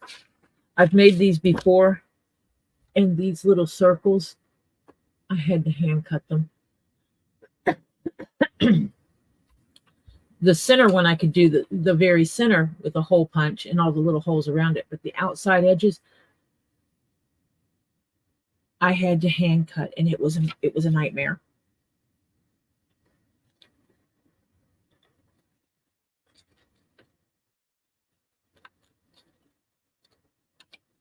You know, if people want to come in and hit my thumbs up, I'd appreciate it.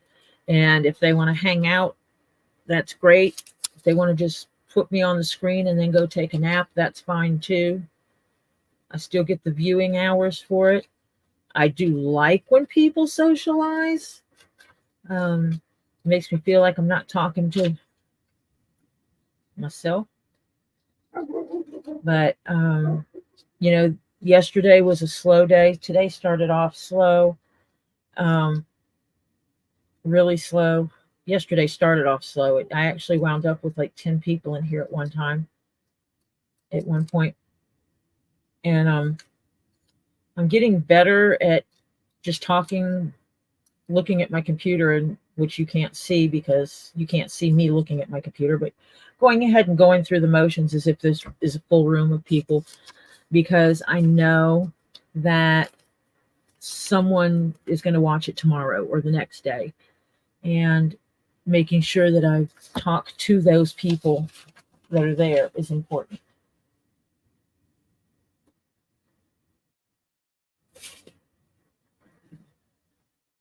I have to move stuff because I did not put up the fabric I used yesterday. Oh, but I am going to show you something. See, I figured it out. I figured out how to do it. This is where it overlaps in the front on the Garrison Cap. And this is the edge that would be piped. This is only hand stitched and pinned.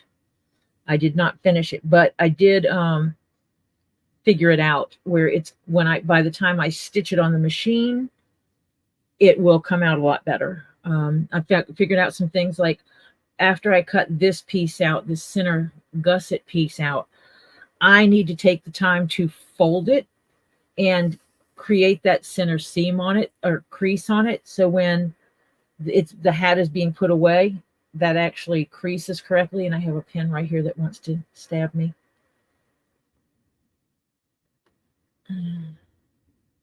Which is no go for me. But I figured out how I can do this and put the hat together to get the clean edge here where all the stitching winds up under the brim and not on top of the brim. There will be a stitched edge here, but I'm going to fold it slightly under.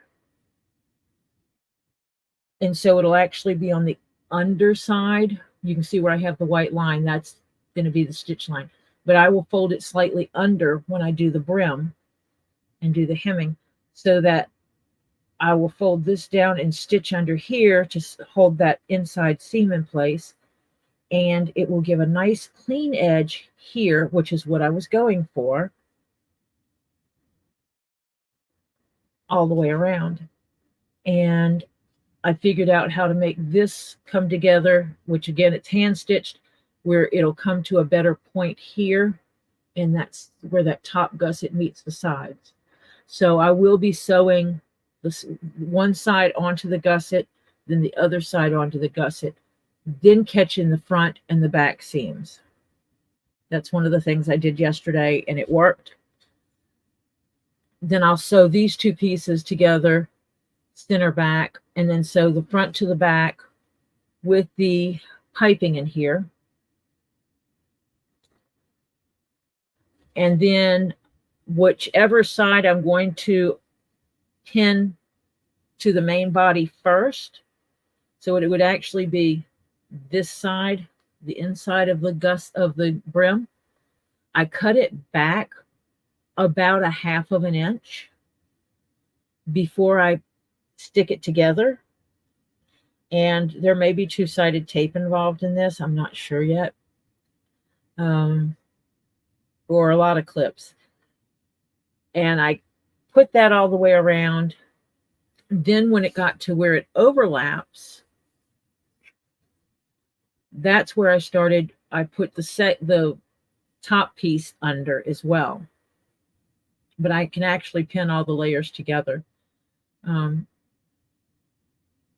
And have it open and then stitch it all together. So the main hat and the brim layers, then flip the brim, bring this, fold this, and this is just because I cut back the first piece 1/2 inch, that leaves me 1 inch here on the inside edge at that point, so I can fold 1/2 inch under and then fold another 1/2 inch under and put it there. And I'm going to have to glue and tape or whatever to hold this down and pull the brim this way to stitch it, to lay it on the machine and do the stitching. And that way the brim is not caught, but it is hemmed nicely to the brim. Fold the brim back up when I'm done. Beat the heck out of it to crease this edge again and make it nice and clean.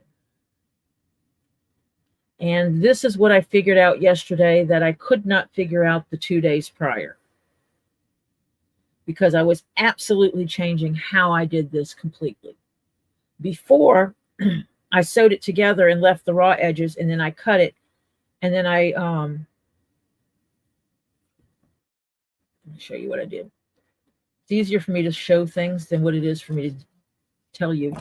I took a piece of leather and sewed it this way.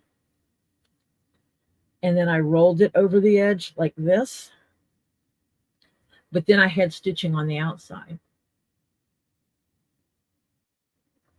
And that also took up too much space, so the hat didn't fit. I think that's what caused the hat not to fit.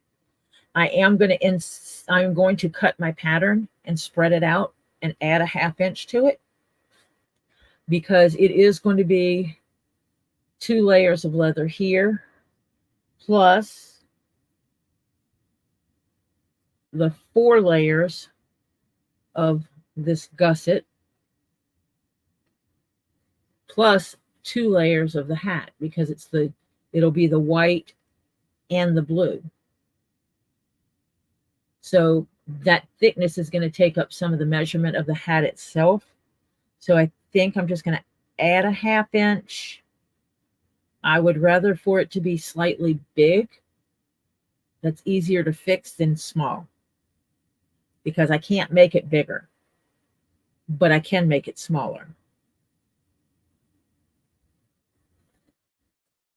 And the lady has a lot of hair, so. But I figured the method out. I actually wrote it up in a text document and put that information where the pattern is, so that if I don't make one of these for 2 or 3 years and I come back to make it, I already have my instructions saying this is the method you want to use. And then later on, I might come up with a different method, and that'll be okay too.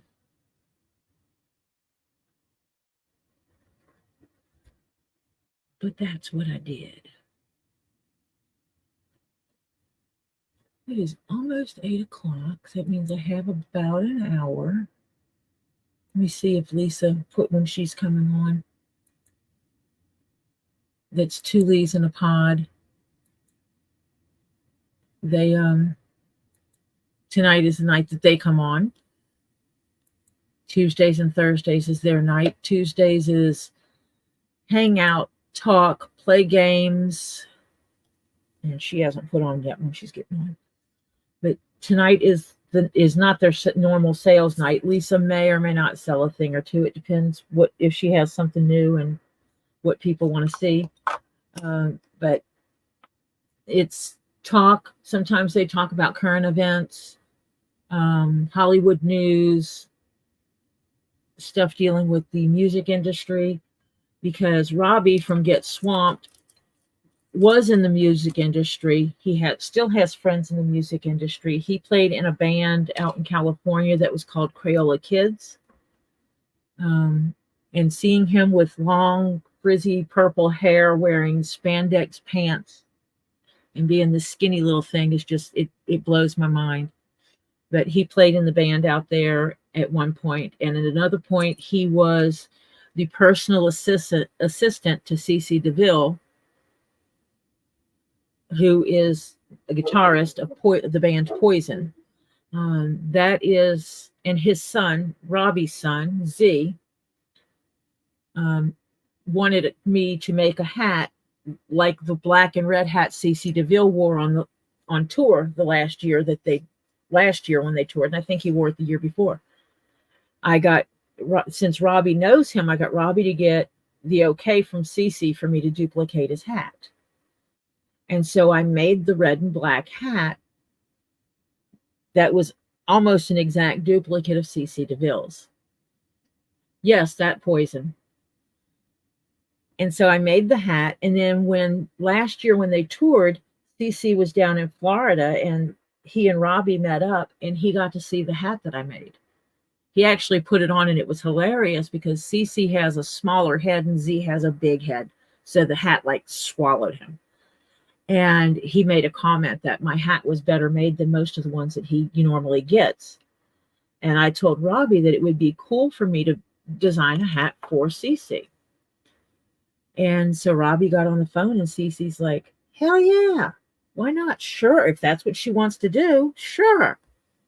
And so Robbie, Z, and I sat down, and he did show CC two of the styles of hats, some of the top hat stuff, and CC picked one, which the style of it, I'm going to see if I can cram this under the camera, is very similar to this one.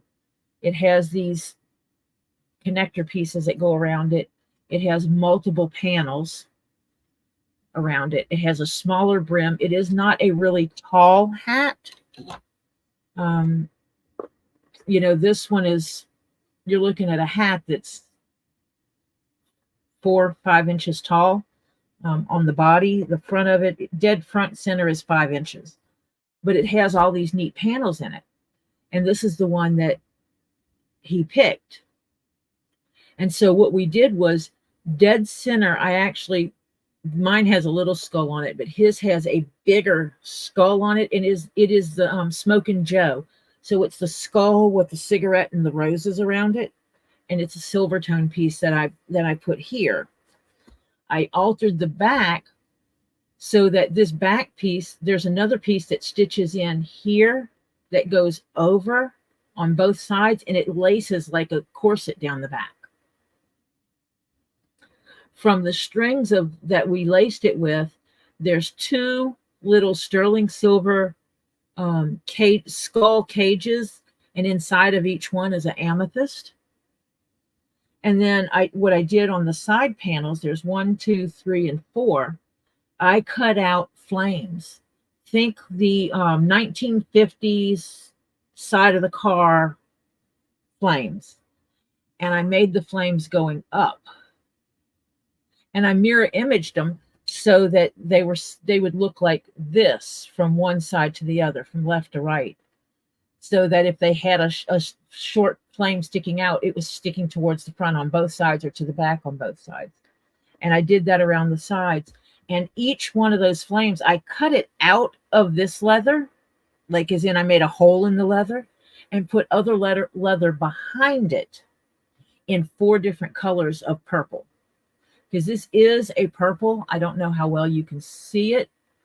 It's really a dark there. I think that might show it. Let me pull up the other screen so I can see what you see. Yeah, you can see the purples in it, in this leather. And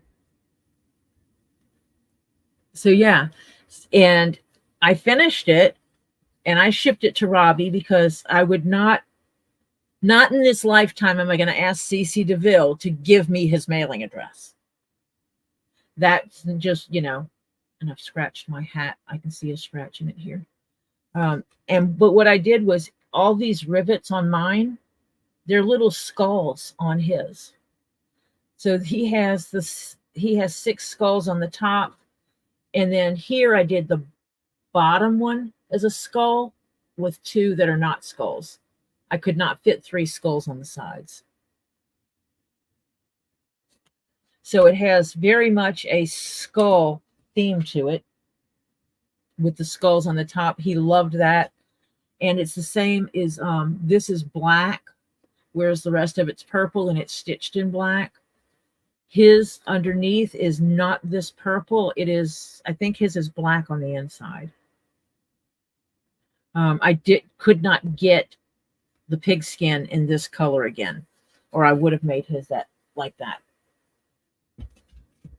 So yeah, it he has it in his hands and he has put it on his head and he has sent me a picture wearing it that I will not divulge and share with anybody at this point because I don't have CC's permission to share his face with the world when he was not in the best position at that time.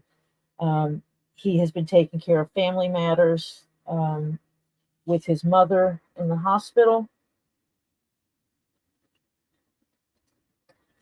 And so, that takes priority, taking care of her. And I have dropped my neat ruler again.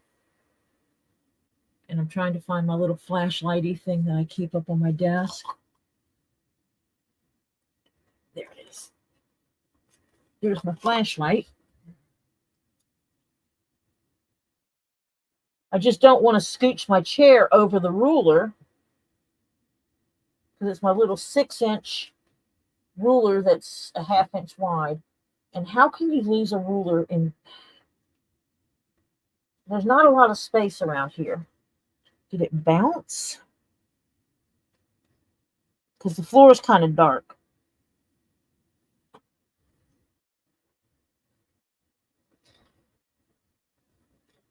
I did find a piece of leather. A little teardrop shaped piece of leather. It's got a hair on it. My hair falls out all over the place. So I've got this little teardrop piece of leather that came off of my case that I made. Well, how the heck? I mean, I know I've got stuff sitting over here that needs to be picked up, but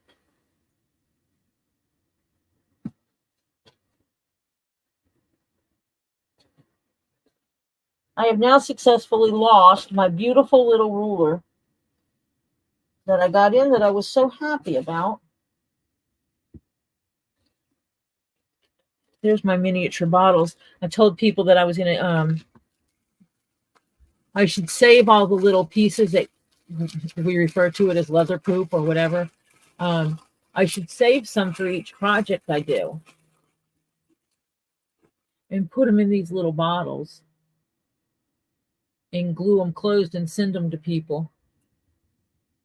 It's like, here's part of your project. Send them a little bottle of leather poop.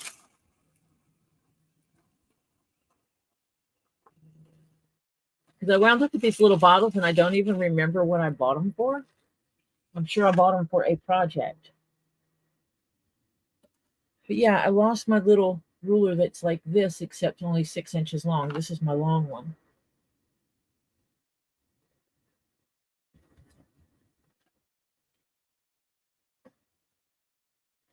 Unless it did not fall where I thought it fell. I was pretty sure I felt it fall. Oh, I wonder if it fell in the box over here. If it fell down the side of this box, I have to take everything out to get to it.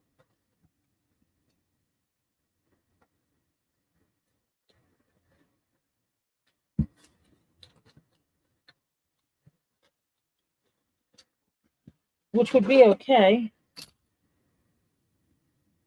as long as my ruler's not lost.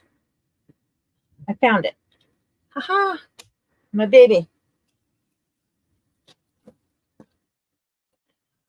Cannot lose the baby.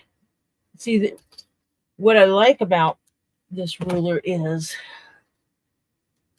you can see the difference in the width of them. The one with the yellow circles on it, that's only a 1/2 inch wide, and most of them are 1 inch to 1.5 inches wide. And so when, makes a big difference when you're working on projects that need a 1/2 inch seam and not trying to use a quilter's ruler, which is 3.5, 4 inches wide, trying to measure down a 1/2 inch. This I can just, and for the Garrison Cap, it's perfect because it's a 1/2 inch seam. So I can just take and lay it on that seam edge and then mark it or cut it, whatever I'm doing. But this, I've just got those rulers. I can't afford to lose them. And they're made by the same people that does all the quilting rulers.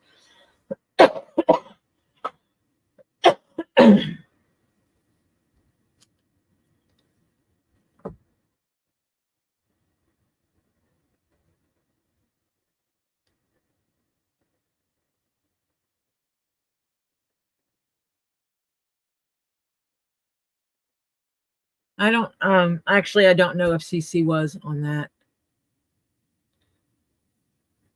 But I can't wait. He knows he owes me a picture. He says that when they come to Atlanta on the tour that I will have passes to get into the concert to see him, which I told him that much appreciated. And I will actually wear my hat that looks like similar to his. And after I actually talked to him on the phone in December when I went down, and I was at Robbie's, and Robbie called me into the room where he was, and I walked in there, and he goes, "Sit down." And I sat down. He goes, "Tori, meet Cece. Cece, here's Tori, your hat maker." And Cece was on the phone. And it was like, I was like that starstruck child of talking to Cece DeVille on the phone. It was like, whoa. I didn't think I'd speak to him personally, And he told me how much he loved the hat. And said that in the future, when he's ready for other hats, he would love to talk to me about with me on some ideas and see if we can work out something for him to have future hats. The one that I made for him was from me to him. It was not, he did not pay for it. I did not expect him to pay for it. I just wanted to see him wear my hat. The fact that he's going to be wearing my hat on stage, and it has my label in it. And I'll have the pictures. I have pictures of the process of making it. So it's like I can back my word that I made that hat.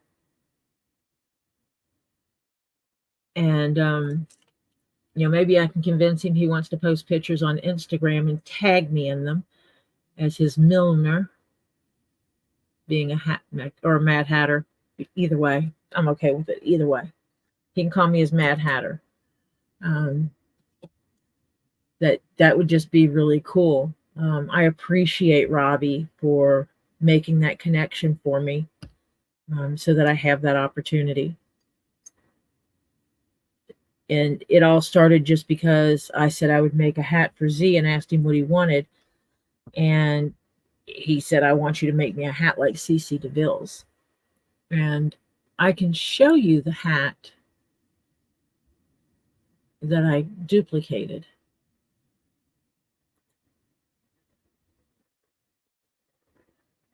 Let me see. I go home, go to search, DeVille, D-E-V.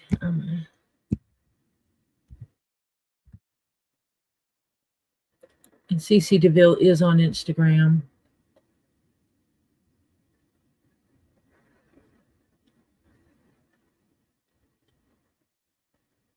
I have my favorite picture of him in the hat.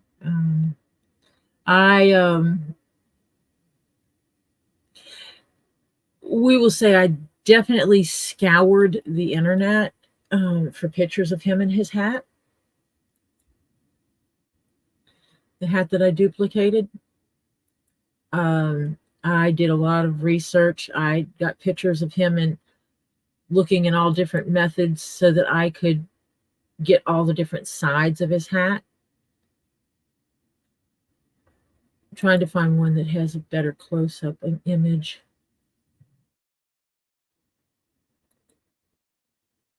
Yeah, this one's pretty good.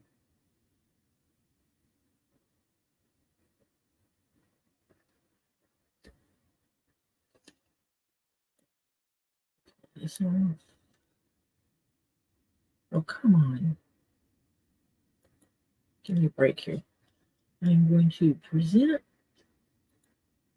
this screen.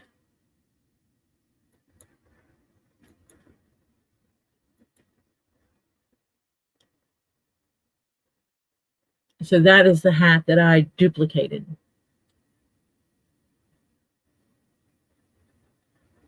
Which I don't think I did a bad job at. Let me see if I can pull this up.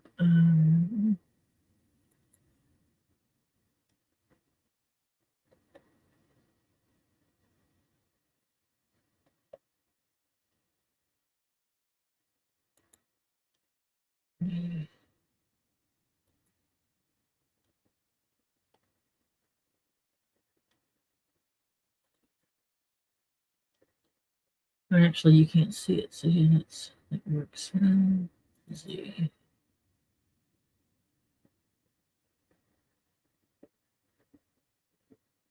Oh, wow, it has all the different, this is where it has all the different images of him in the hat. That's not what I was looking for.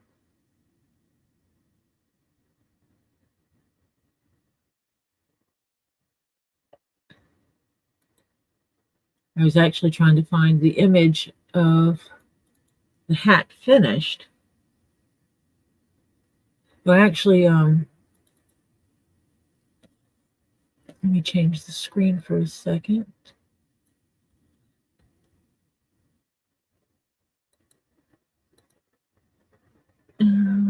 Share screen. Window.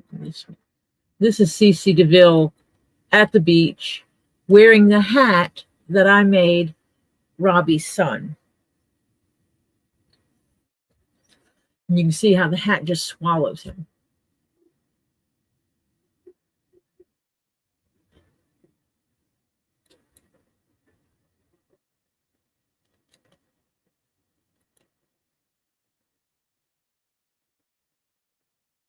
And that, you know, it was like getting a picture of him, you know, casual at the beach wearing the hat. It was like, oh my gosh. And him, you know, basically giving his approval of the hat, that, you know, he liked it. He thought it was really good. He thought the quality was excellent. You know, that kind of just made it nice for me. Made me feel good. Because you don't always get that kind of acknowledgement from people when you do things. You know, it's like, yeah, okay, whatever, it's nice. And, you know, that's kind of the attitude of it. But they don't give you the, oh, wow, that's cool. You mimicked what I had and it looks great.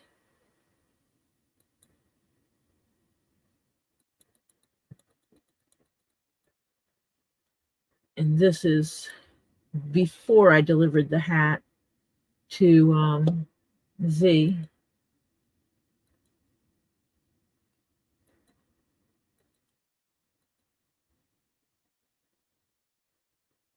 I took pictures of it here at the house. But I went so far as these little, let me see if I can, these little pieces down here, I went so far as to try to find something that was close to what Cece had on his hat.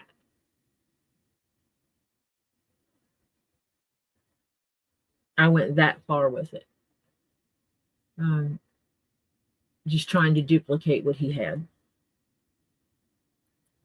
to the best of my ability.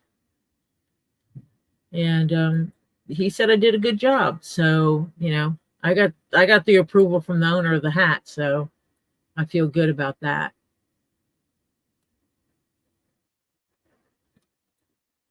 And I know there's at least the red band had been replaced on his. I don't know if it was the whole hat or just the red band had been replaced. I know there's at least 2 variants of the hat.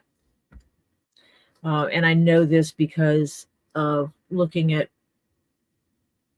5,000 pictures of Cece DeVille wearing the red and black hat, or black hat with the wide red band.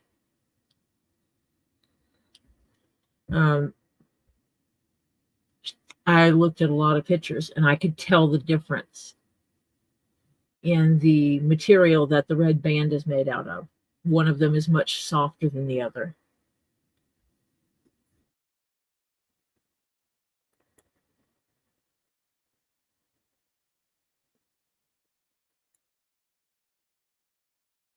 But yeah, it's just kind of cool.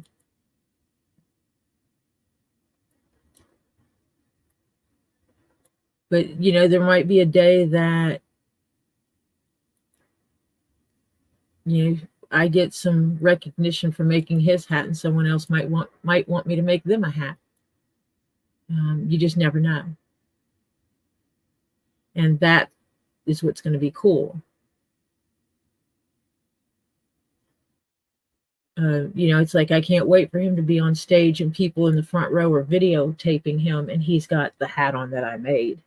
I'm excited about that, and I know it sounds like arrogant or whatever, and I don't mean to sound that way, but it's I put a lot into that hat, a lot.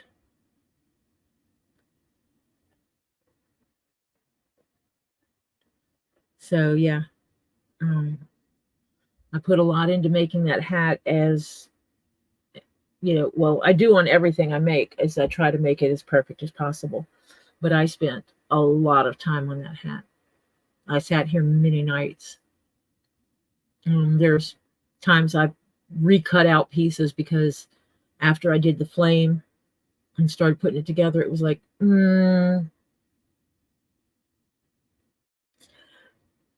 don't know about that. And I didn't like the way it looked. So it was like, pull out the hide and cut me a new piece. And I was okay with doing that because I wanted him to get it and look at it and go, wow. And that's how I want it always to be, no matter who it is. From the person that had to pay me $10 a week to pay off getting a commission from me, to the person that could drop money at my lap at any moment. I've worked with both, and each one of them, when they get what I make, I want them to look at it and go, wow.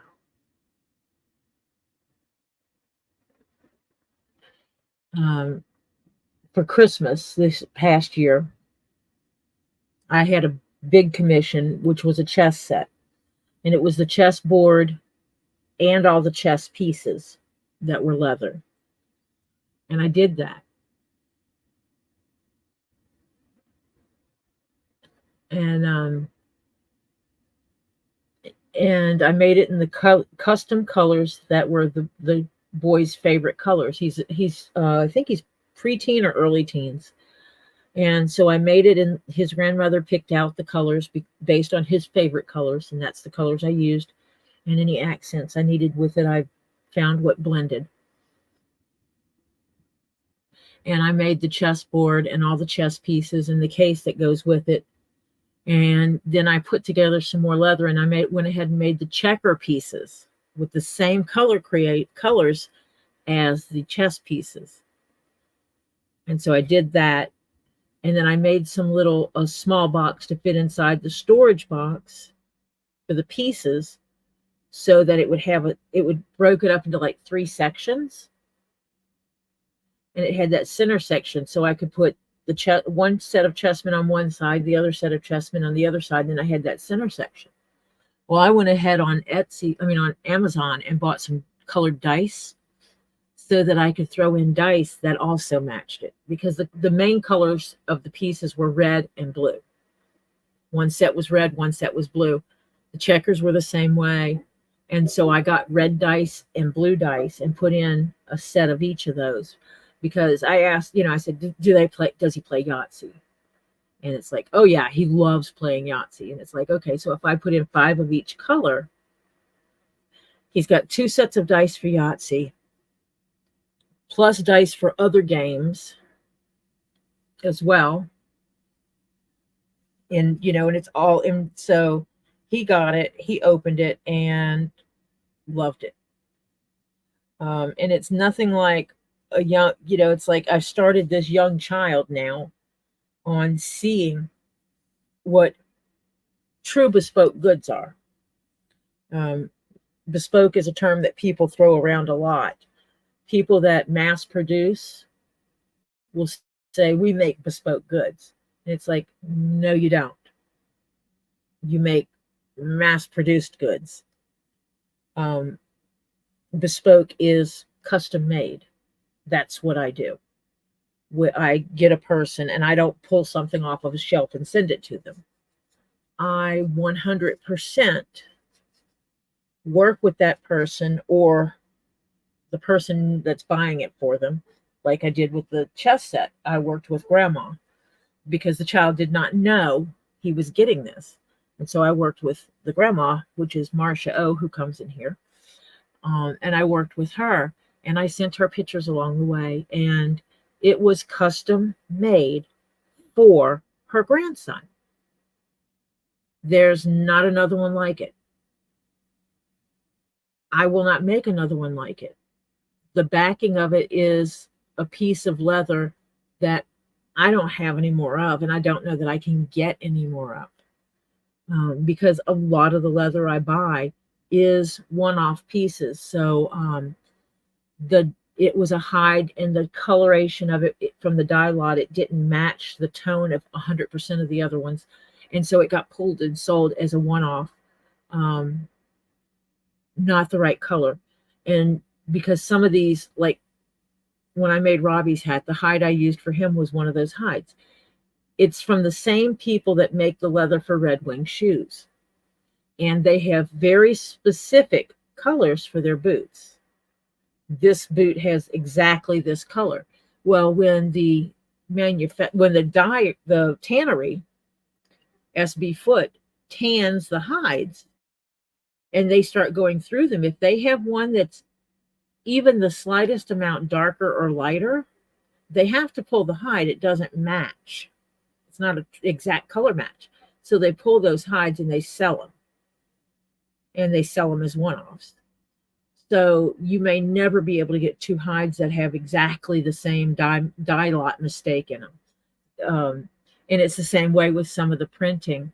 It may be that the printing was supposed to be a dark brown, and something happened in the lot, and I'm talking where they imprint one color over it, and it comes out to be a medium brown instead, or a golden brown. And they sell these one-offs. I buy that, because then when I make something, I'm not making something that can be reproduced. And just the way it is. That's the way I think it should be. It should be made for you. The hats are made for your head. That's why I ask for the measurements, preferably in centimeters, because it's a more precise fit. I can determine if I need to cut out the pieces measuring from the inside or the outside or whatever to adjust that. I can, if you're between sizes, I can take a eighth of an inch off of the back seam and move the stitch line over an eighth of an inch to make it more precise to fit your head. I can either put the cloth sweatband in it or not. It has piping. I can make the piping whatever color you want. You want silver piping? Fine. I have silver leather. I have gold leather. I have pewter colored leather.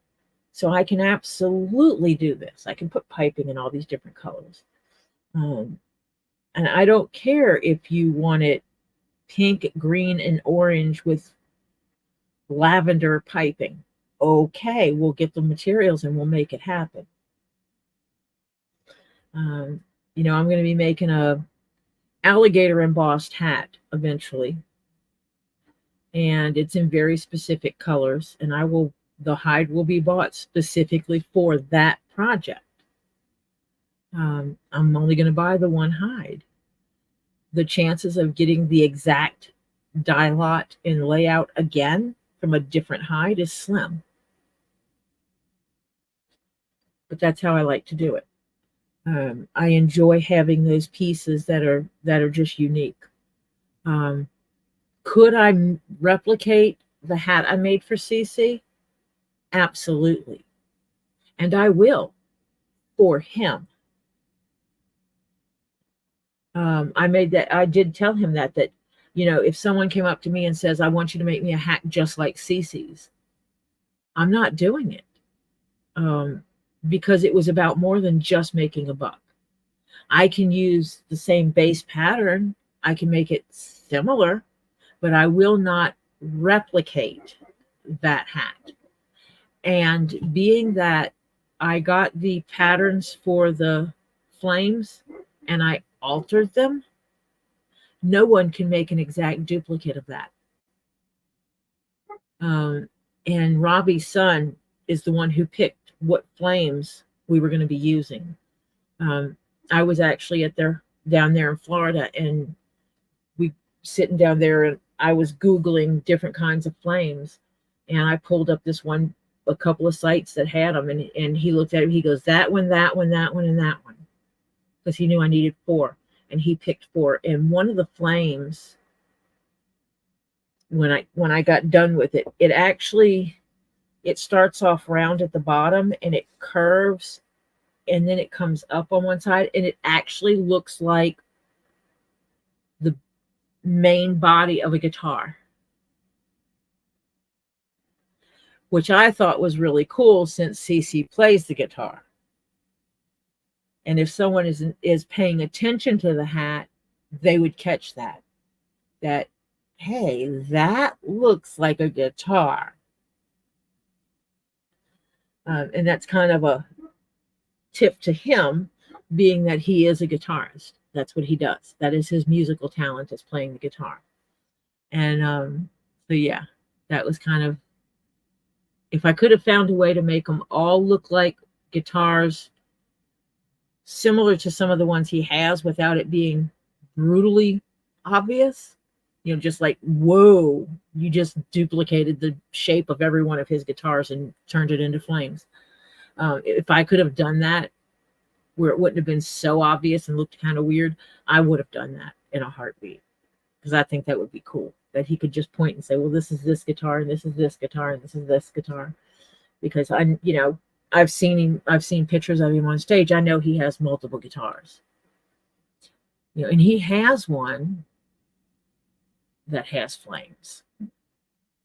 He has one that's black with the red and yellow flames. And Robbie is the one that picked purple and black as the colors for this hat. So yeah. He's going to have to get a whole outfit now to match purple and black hat, black jeans, purple detailing on him. Yeah, that'll look good. Unless he wants to wear purple pants. That would be funny too. I just want to see, when he got the box, he obviously didn't have his hair brushed out the way he normally would and have it fixed up like he normally would if he was going to be on stage. It was, it's like, oh, look, a box came in. I'm still in my PJs. I don't actually know what he was wearing. Let me just open the box, and he saw the hat, stuck it on his head, took a picture and sent it to Robbie to show him that he got it and it fit and he likes it. It was kind of like that kind of thing. So he wasn't prepared for pictures that would be shared. Jennifer, my mother has had a major influence on me. Anything worth doing is worth doing well. If you're going to half-ass it, then don't bother. That kind of thing. And that's kind of like what I carried with me. And also everything I'm making, I'm picky. I'm picky. And so if I make something that the quality is not what I would want to put on my body, then I'm not giving it to someone else to put on theirs. Even if it's not something I would wear because the style is not what I would wear, or the colors are not what I would wear. If the quality is not what I would wear, then why bother?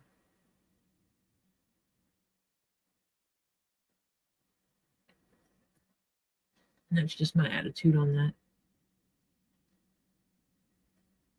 And I have attitude and opinion, so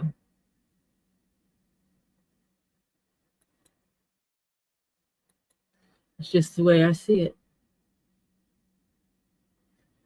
And Lisa still hasn't put what time she's coming on. I might send her a message and ask her what time she's coming on, because I want to take a break, have time to stretch my bones before she comes on, so I need to make sure that I do that.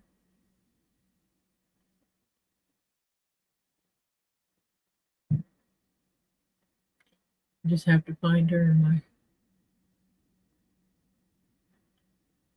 list of people on my phone, my app on my phone.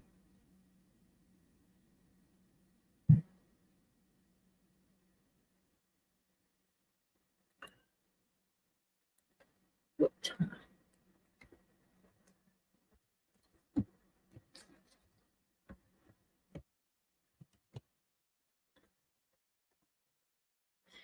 I'll see what time she's coming on. I will stream again. I will be on again Thursday. I think I'll pull some leather for some of the small things, but I will also lay out the leather and cut it down to smaller sizes for the set, for this set of stuff, because I would love to have this done before I go on my trip at the end of March and be able to use this. I think that would be cool for me as a leather worker, to be able to have this in a little, I need to get a little plastic tray because I don't want the leather sitting on the counter. Get a little hard plastic tray that these would fit in, that I can set on a counter and put all my little toiletries in them. I know this is about a standard size. I need to make the 7-inch one. I think I'm going to make it taller. I think I'm going to add an inch to the pattern, because if I make it at 8 inches, it'll fit a standard toothbrush. And so I can take one of the ones, either the round one or the almost round one, and have that where I can put my toothbrush and toothpaste in it, and a couple of other little things, because I just think that would be cool. But I think it actually,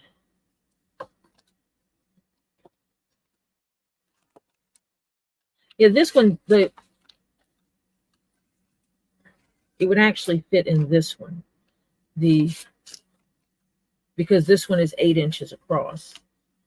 So, I could lay it in there. But I was just thinking it would be cool to have it this way. Especially if I could find a plastic glass or whatever, that is narrow enough around the top of it that it could drop into it, because then I could drop these into it. Okay, I'm getting weird now. But I don't know, I'll figure it out. But I could fit a cup in here too and just have it laying down and then pull it out on the counter. But yeah, I want to make the set so I can carry it with me when I go to Texas at the end of March for a gathering of people. And Jennifer, I appreciate you hanging out here and keeping me company. I don't know that that anyone else stayed. I know Frances was here. I don't know if she disappeared or is still here. There may be someone else lurking in the background too. I don't mean lurking in a bad way. I do not mind lurkers.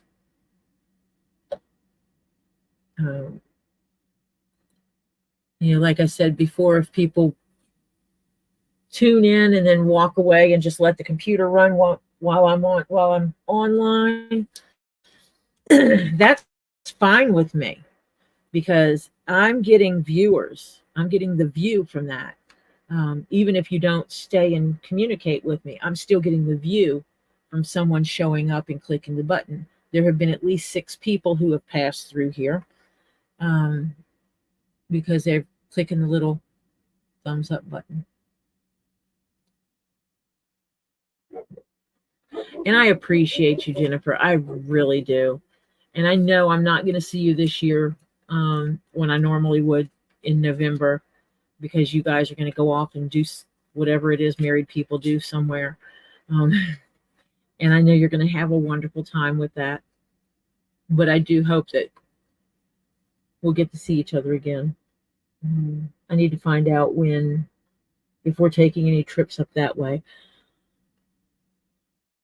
where we can get close and see each other.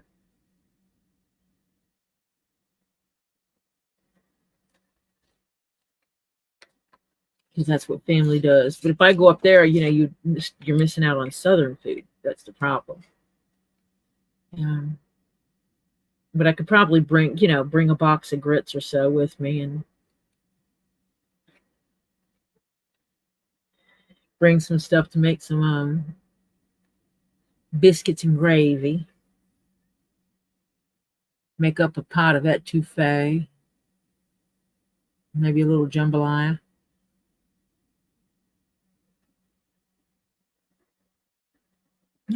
All those things.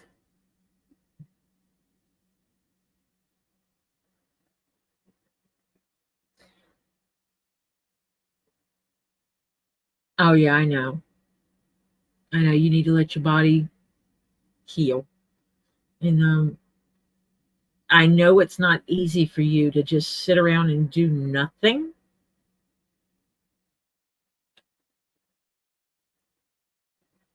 I know that's hard for you. But it's what you have to do. Lobster rolls are not Southern, though. That's not a Southern thing.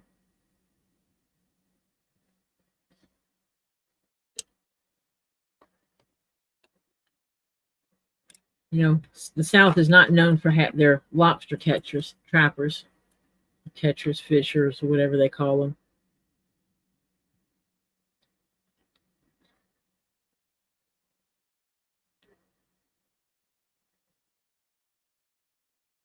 Where do you get jambalaya up there?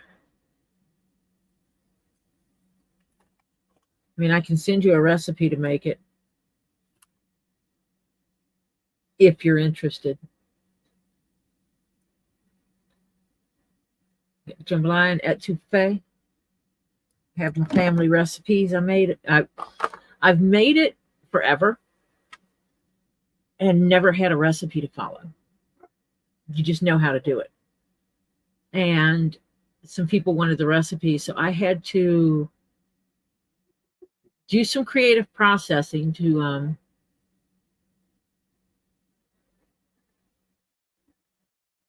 figure out the recipe. Um, it was literally measuring like eighth of a teaspoon at a time on the seasoning until it tasted right, and then adding those up to determine how much of something I used. People look at the recipe and they go, "Are you sure you use that much garlic?" And I'm like, "Yeah, I use that much." And Zatarain's is good, but from scratch is better.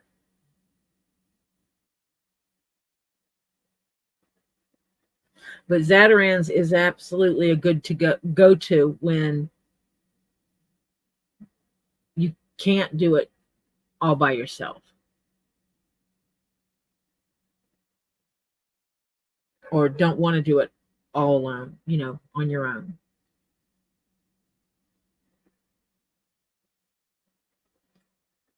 They do have some good pre-seasoned packets.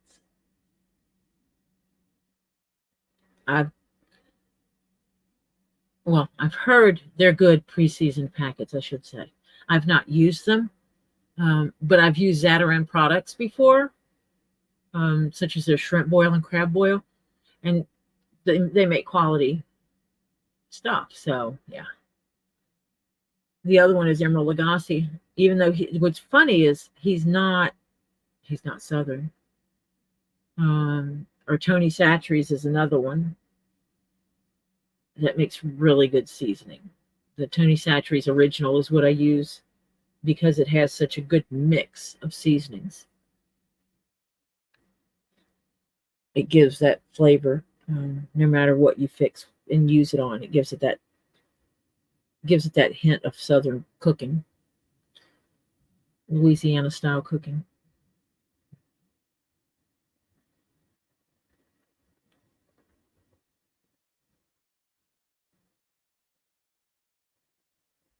I found Skyrim mod. Oh, so that's why you're able to rest, is because you're gaming. You found a cool mod to work with so you can game, which means you sit still and do nothing and rest. Okay. It's probably the only time Shell actually encourages you to game. Like, seriously, it's like, yes, game.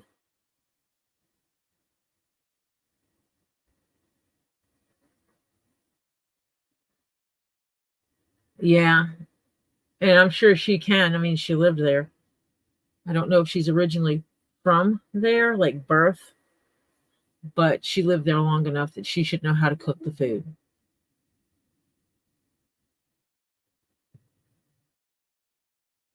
Okay, Jennifer, I'm going to wrap it up anyway so that I can stretch my bones and prepare for when Lisa's coming on.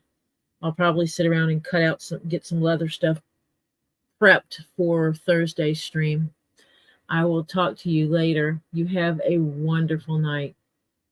And to anyone else who's watching this now or will be watching later, I appreciate you stopping by the stream.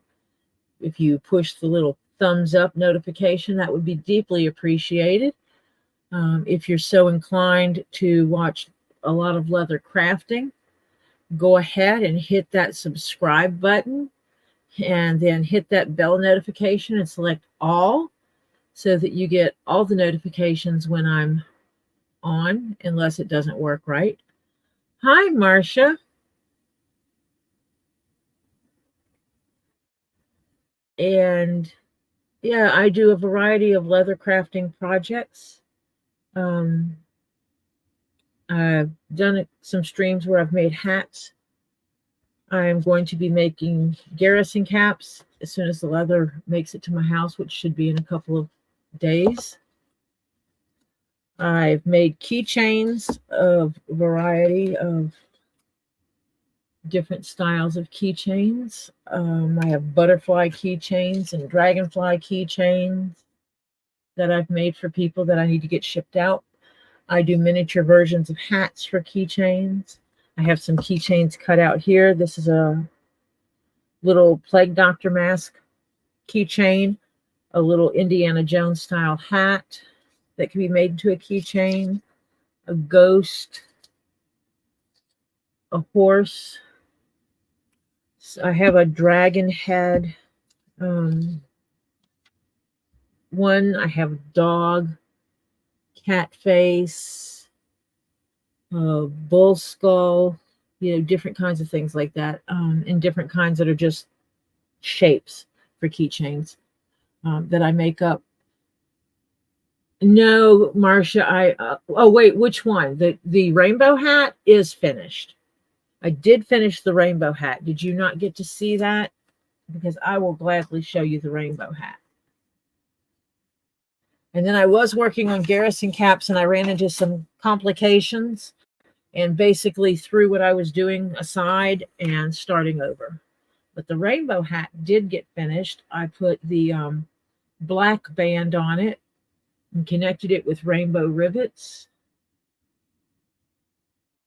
And I have limited clearance, so it's hard to show the whole thing. I haven't taken pictures, which I need to get done and get it shipped out. And I chose to put the belly of the snake here. Same thing for the brim. The belly goes down the middle of the brim on the top and on the underside. And then it goes down just on the edges of each side. And then the back of the snake is down the front, is down the middle there. But yeah, I'm pleased with the way it came out. And I used the black accent because I used the black on the edges here, and I used the black piping here on the edge.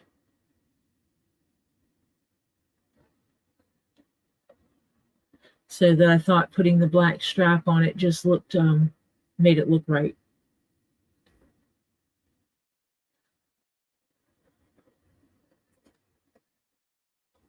So yeah.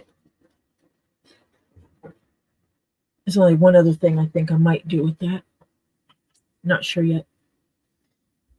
But I finished that one. The Garrison cap's not finished because, like I said, I wasn't pleased with the way they came out. They were coming along, and so I've just set them aside. I will use the leather from that on something else, probably making some keychains, black and blue keychains that I will send to Robbie for his giveaways, so that the leather's not wasted.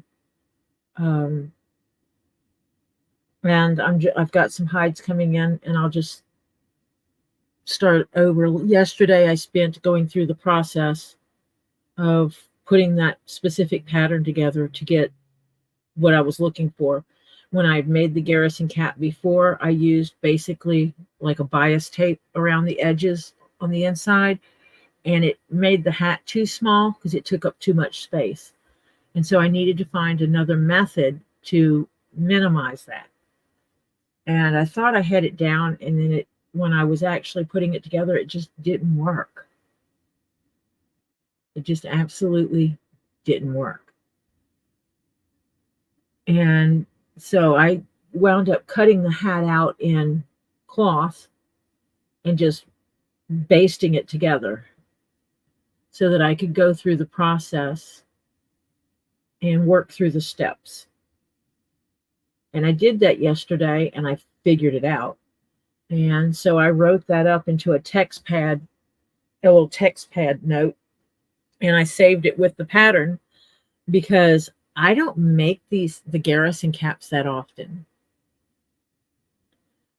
So for me, I sometimes forget the process I use. So this is one, what I wrote down and the way I'll be doing it.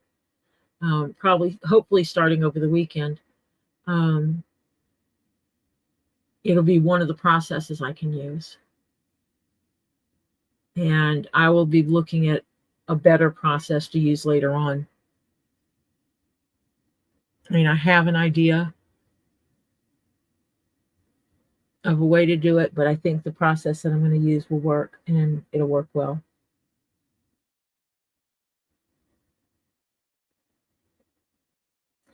So I'm just going to add a little bit to the pattern for that to make it a little wider.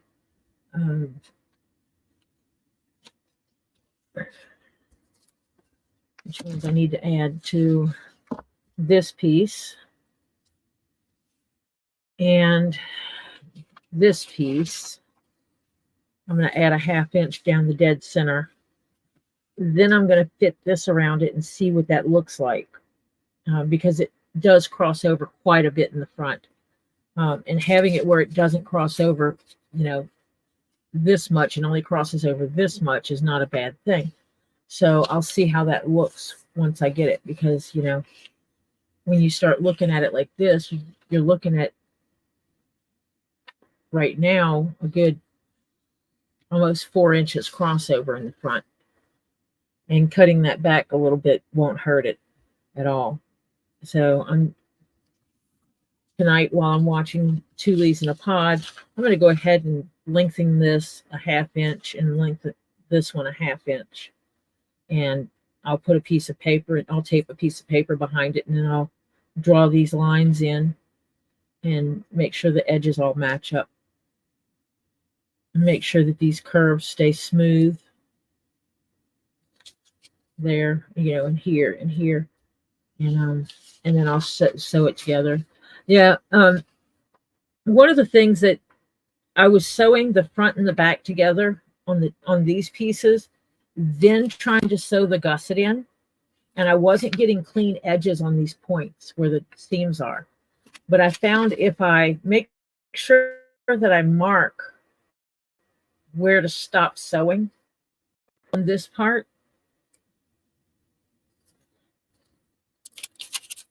and on this part, and match it from the center, that center seam out, and make sure when I stitch it, I stop. Well, I guess I could have put it this way. When I match it up and I'm sewing it, making sure I stop there at that ending point on both sides and sewing it to one piece, then going in and sewing it to the other piece. Then when I go to sew the two pieces together, we're going to pretend there's two pieces. When I go to sew the two pieces together and I have this in there, I can see where it's going to point, and I can make sure that that's where I start that seam from and stitch down so that it comes to a really good clean point in the top where these pieces match up. And excuse my hands. I have compression gloves on because I've been having a lot of problems with my thumbs. I went to the doctor last year. It was right around this time of the year last year, because it was right before I switched jobs. And I went to the doctor about my thumbs. They told me that it was just irritated, leave them alone, wear this brace, don't use your thumbs, and all this kind of stuff. And the brace they gave me made it where I couldn't work anymore. I couldn't do my job. And so I couldn't wear the brace. But I did stuff like, not using this thumb, using my other thumb for the space bar. And just trying to let that one rest up against my hand while I did work. And so just not causing any stress on it. I actually cut back and wasn't doing leather work at that point. And the reality is it never healed. It never got better. If I rotate my thumb around in circles like this thumb, if I rotate it like this, it pops constantly. There is something wrong in there, and they're going to have to figure it out. So I'm going to call the orthopedist again, the hand doctor. They're going to change my hand doctor because the one that I went to is no longer at that practice, and that's fine. Having a different doctor look at it might be the solution. But, I'm going to tell them that, sticking me in a brace that for makes it where I can't type is unacceptable. That won't work. It's not something that just needs a brace on it. I need to be able to have a functioning life. I'm not looking for, don't give me pain meds and say that'll manage your pain. I don't want pain meds. I want a solution for what's bothering me. Whether it be that it needs an injection of something to fix something in there, or it needs a surgery, whatever, figure it out and let's fix it. Because this chronic pain is not going to do it for me. And I don't like taking pain meds. Absolutely loathe pain meds. So they're going to have to find a solution. And right now, this is my solution. I've been using some, basically it's arthritis pain relief. We looked it up. The stuff you get at BJ's and Costco's actually is the exact same as what you get in a prescription. The percentage of the active ingredient and what the active ingredient is, it's the same thing. Because Jeff went to his doctor and was complaining about aches and pains in his hands, and they prescribed him a hand cream, a topical stuff. And when we looked at it and compared the active ingredients, which is on here somewhere, or maybe not on this part of it. It might be that it's on the box that tells you the exact percentages and what's in it.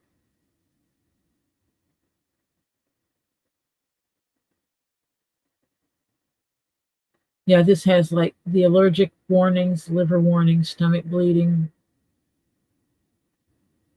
and stuff like that. But it's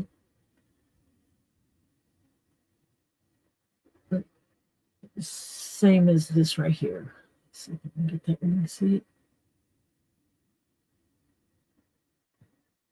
The Voltrex. That's a little blurry. Trying to see if I can get it where it'll make it more visible.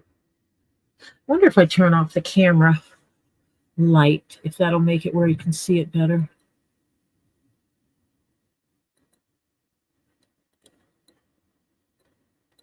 I think I have to unlock my phone.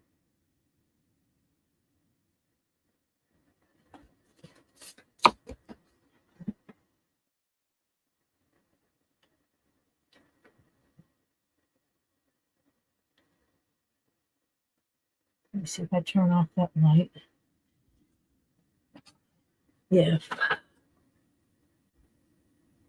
This becomes more visible and not so blurry. Maybe I need to clean my camera lens. Yeah, it's still blurry. So it's Voltaren,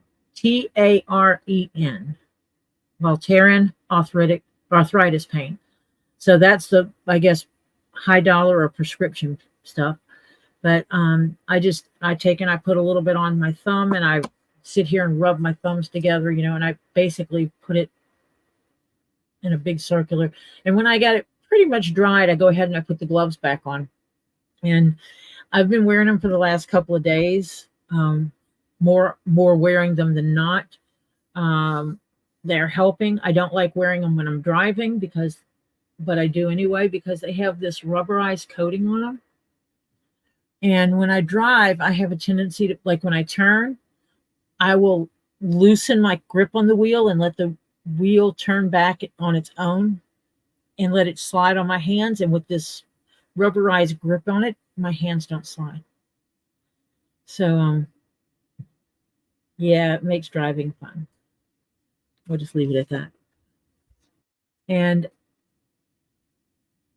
But I was actually going to be getting offline. I didn't do any sewing today. I did pattern cutting. I cut out the pattern for these things I'm going to be making. It's this is a 8 inch long, 4 inches front to back, and 4.5 inch deep case. And then this is a round zippered box. It has a zipper across here. It's 7 inches tall and 3.5 inches wide. diameter. And then another one it's a little bit smaller. It's 3.5 inch. Yeah, 3.5 inch, just like the other one. But this one's only 4 and 7 3/4 inches. And then they have some that they've referred to as almost round, which is basically it's a square with extremely rounded corners. That's 4 inches front to back and side to side. One of them is 7 inches, just like the round ones. And the other one is 4 3/4 inches. And this one is a little bit smaller in the top. It's 3.5. But I'm going to get the stuff together for these because I think I want to make these for myself. And while I'm waiting for the leather to come in for the other, for the Garrison caps, I think I'm going to lay this out and just stitch this up for myself.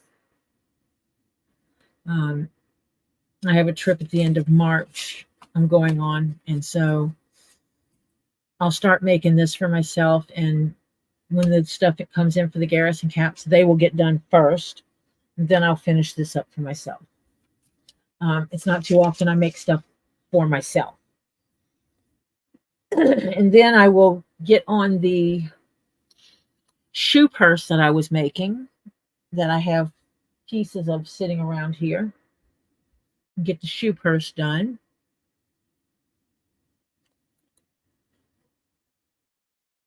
And let's see, that one is done. Pretty much. I gotta mark things off my list because I do keep a list of every commission I do. So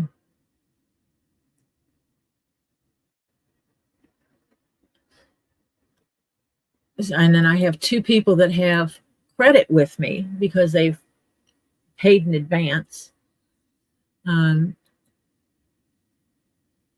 And so they haven't picked their plans yet. So the things that I have on my table right now are the 2 Garrison caps and the shoe purse that I have to get done.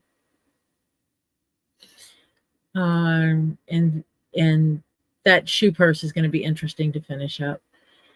And then I will work with the other 2 people one of them is going to be a hat. I'm not sure about the other one.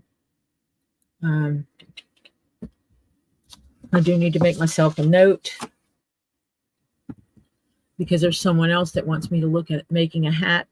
It's a flat cap, except it's a 6-piece flat cap.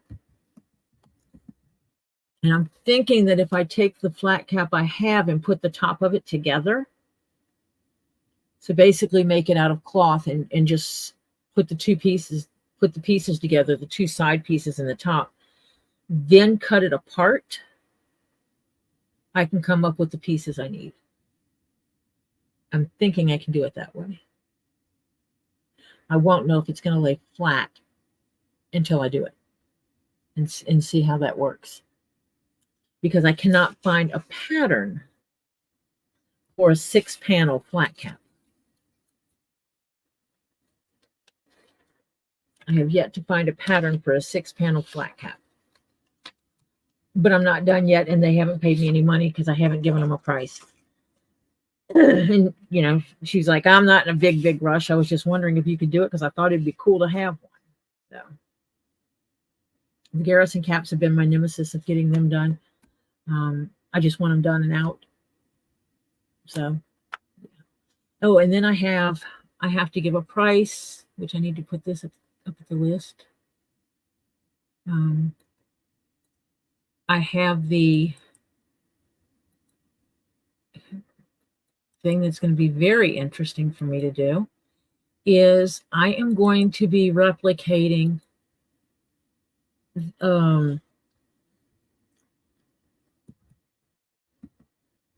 Van Vader mask, which is a wrestler's mask.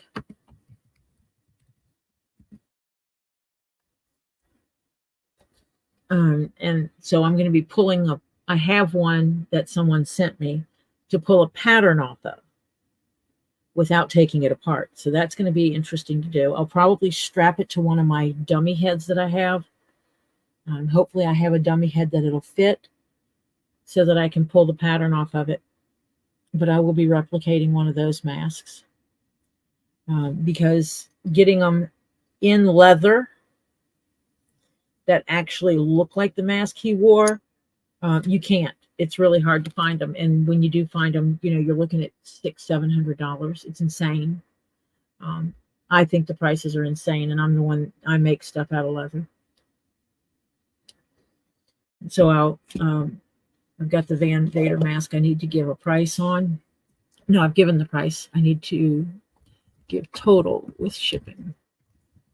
So I have to take the existing mask, put it in a box that it would fit in, and figure out the shipping to Canada so that he can pay me and get on the list.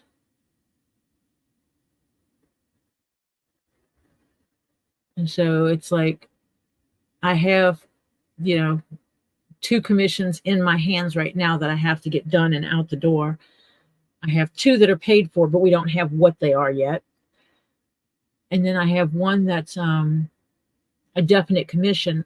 I just have to give him a price on the total plus shipping. And then I have a few more that are on my list of people who have talked to me about stuff, but it hasn't gone anywhere. So I have enough stuff to keep me busy online for a little while. But it is about 40 minutes before Two Leaves in a Pod comes on. So I am probably going to wrap it up now. And that way I can take a break, stretch my legs, pay the water bill, as Rosie says, and then go over to Two Leaves in a Pod.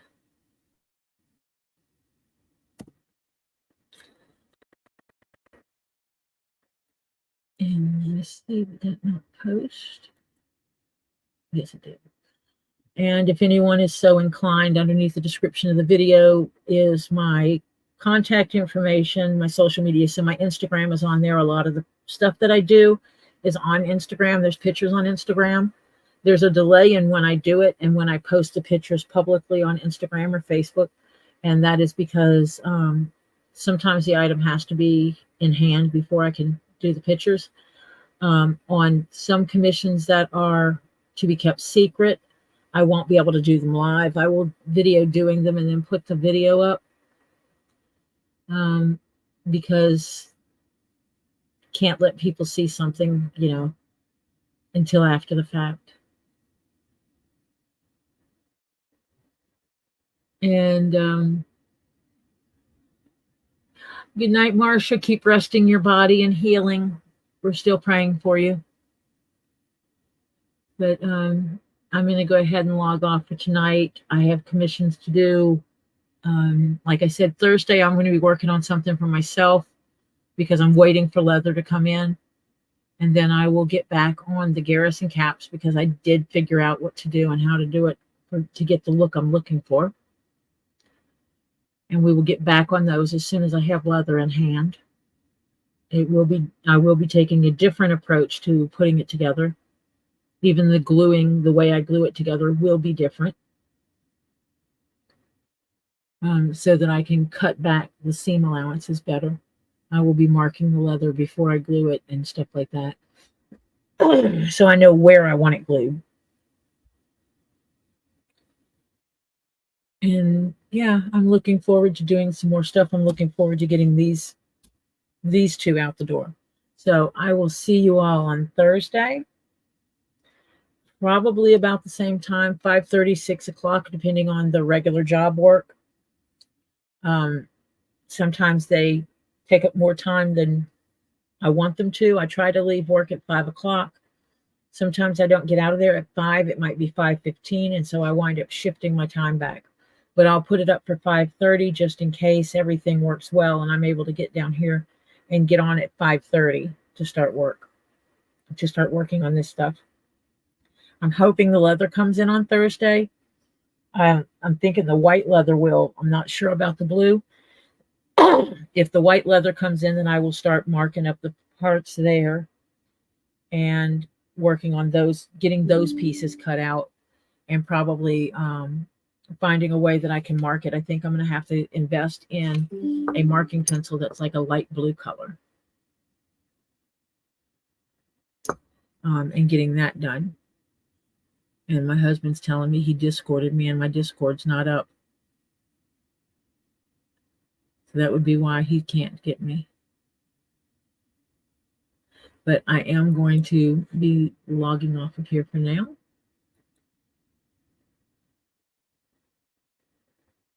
And I will talk to you later. And see you on Thursday. See you on Two Leaves in a Pod. Like I said, I posted the link up there. Please stop by and see her.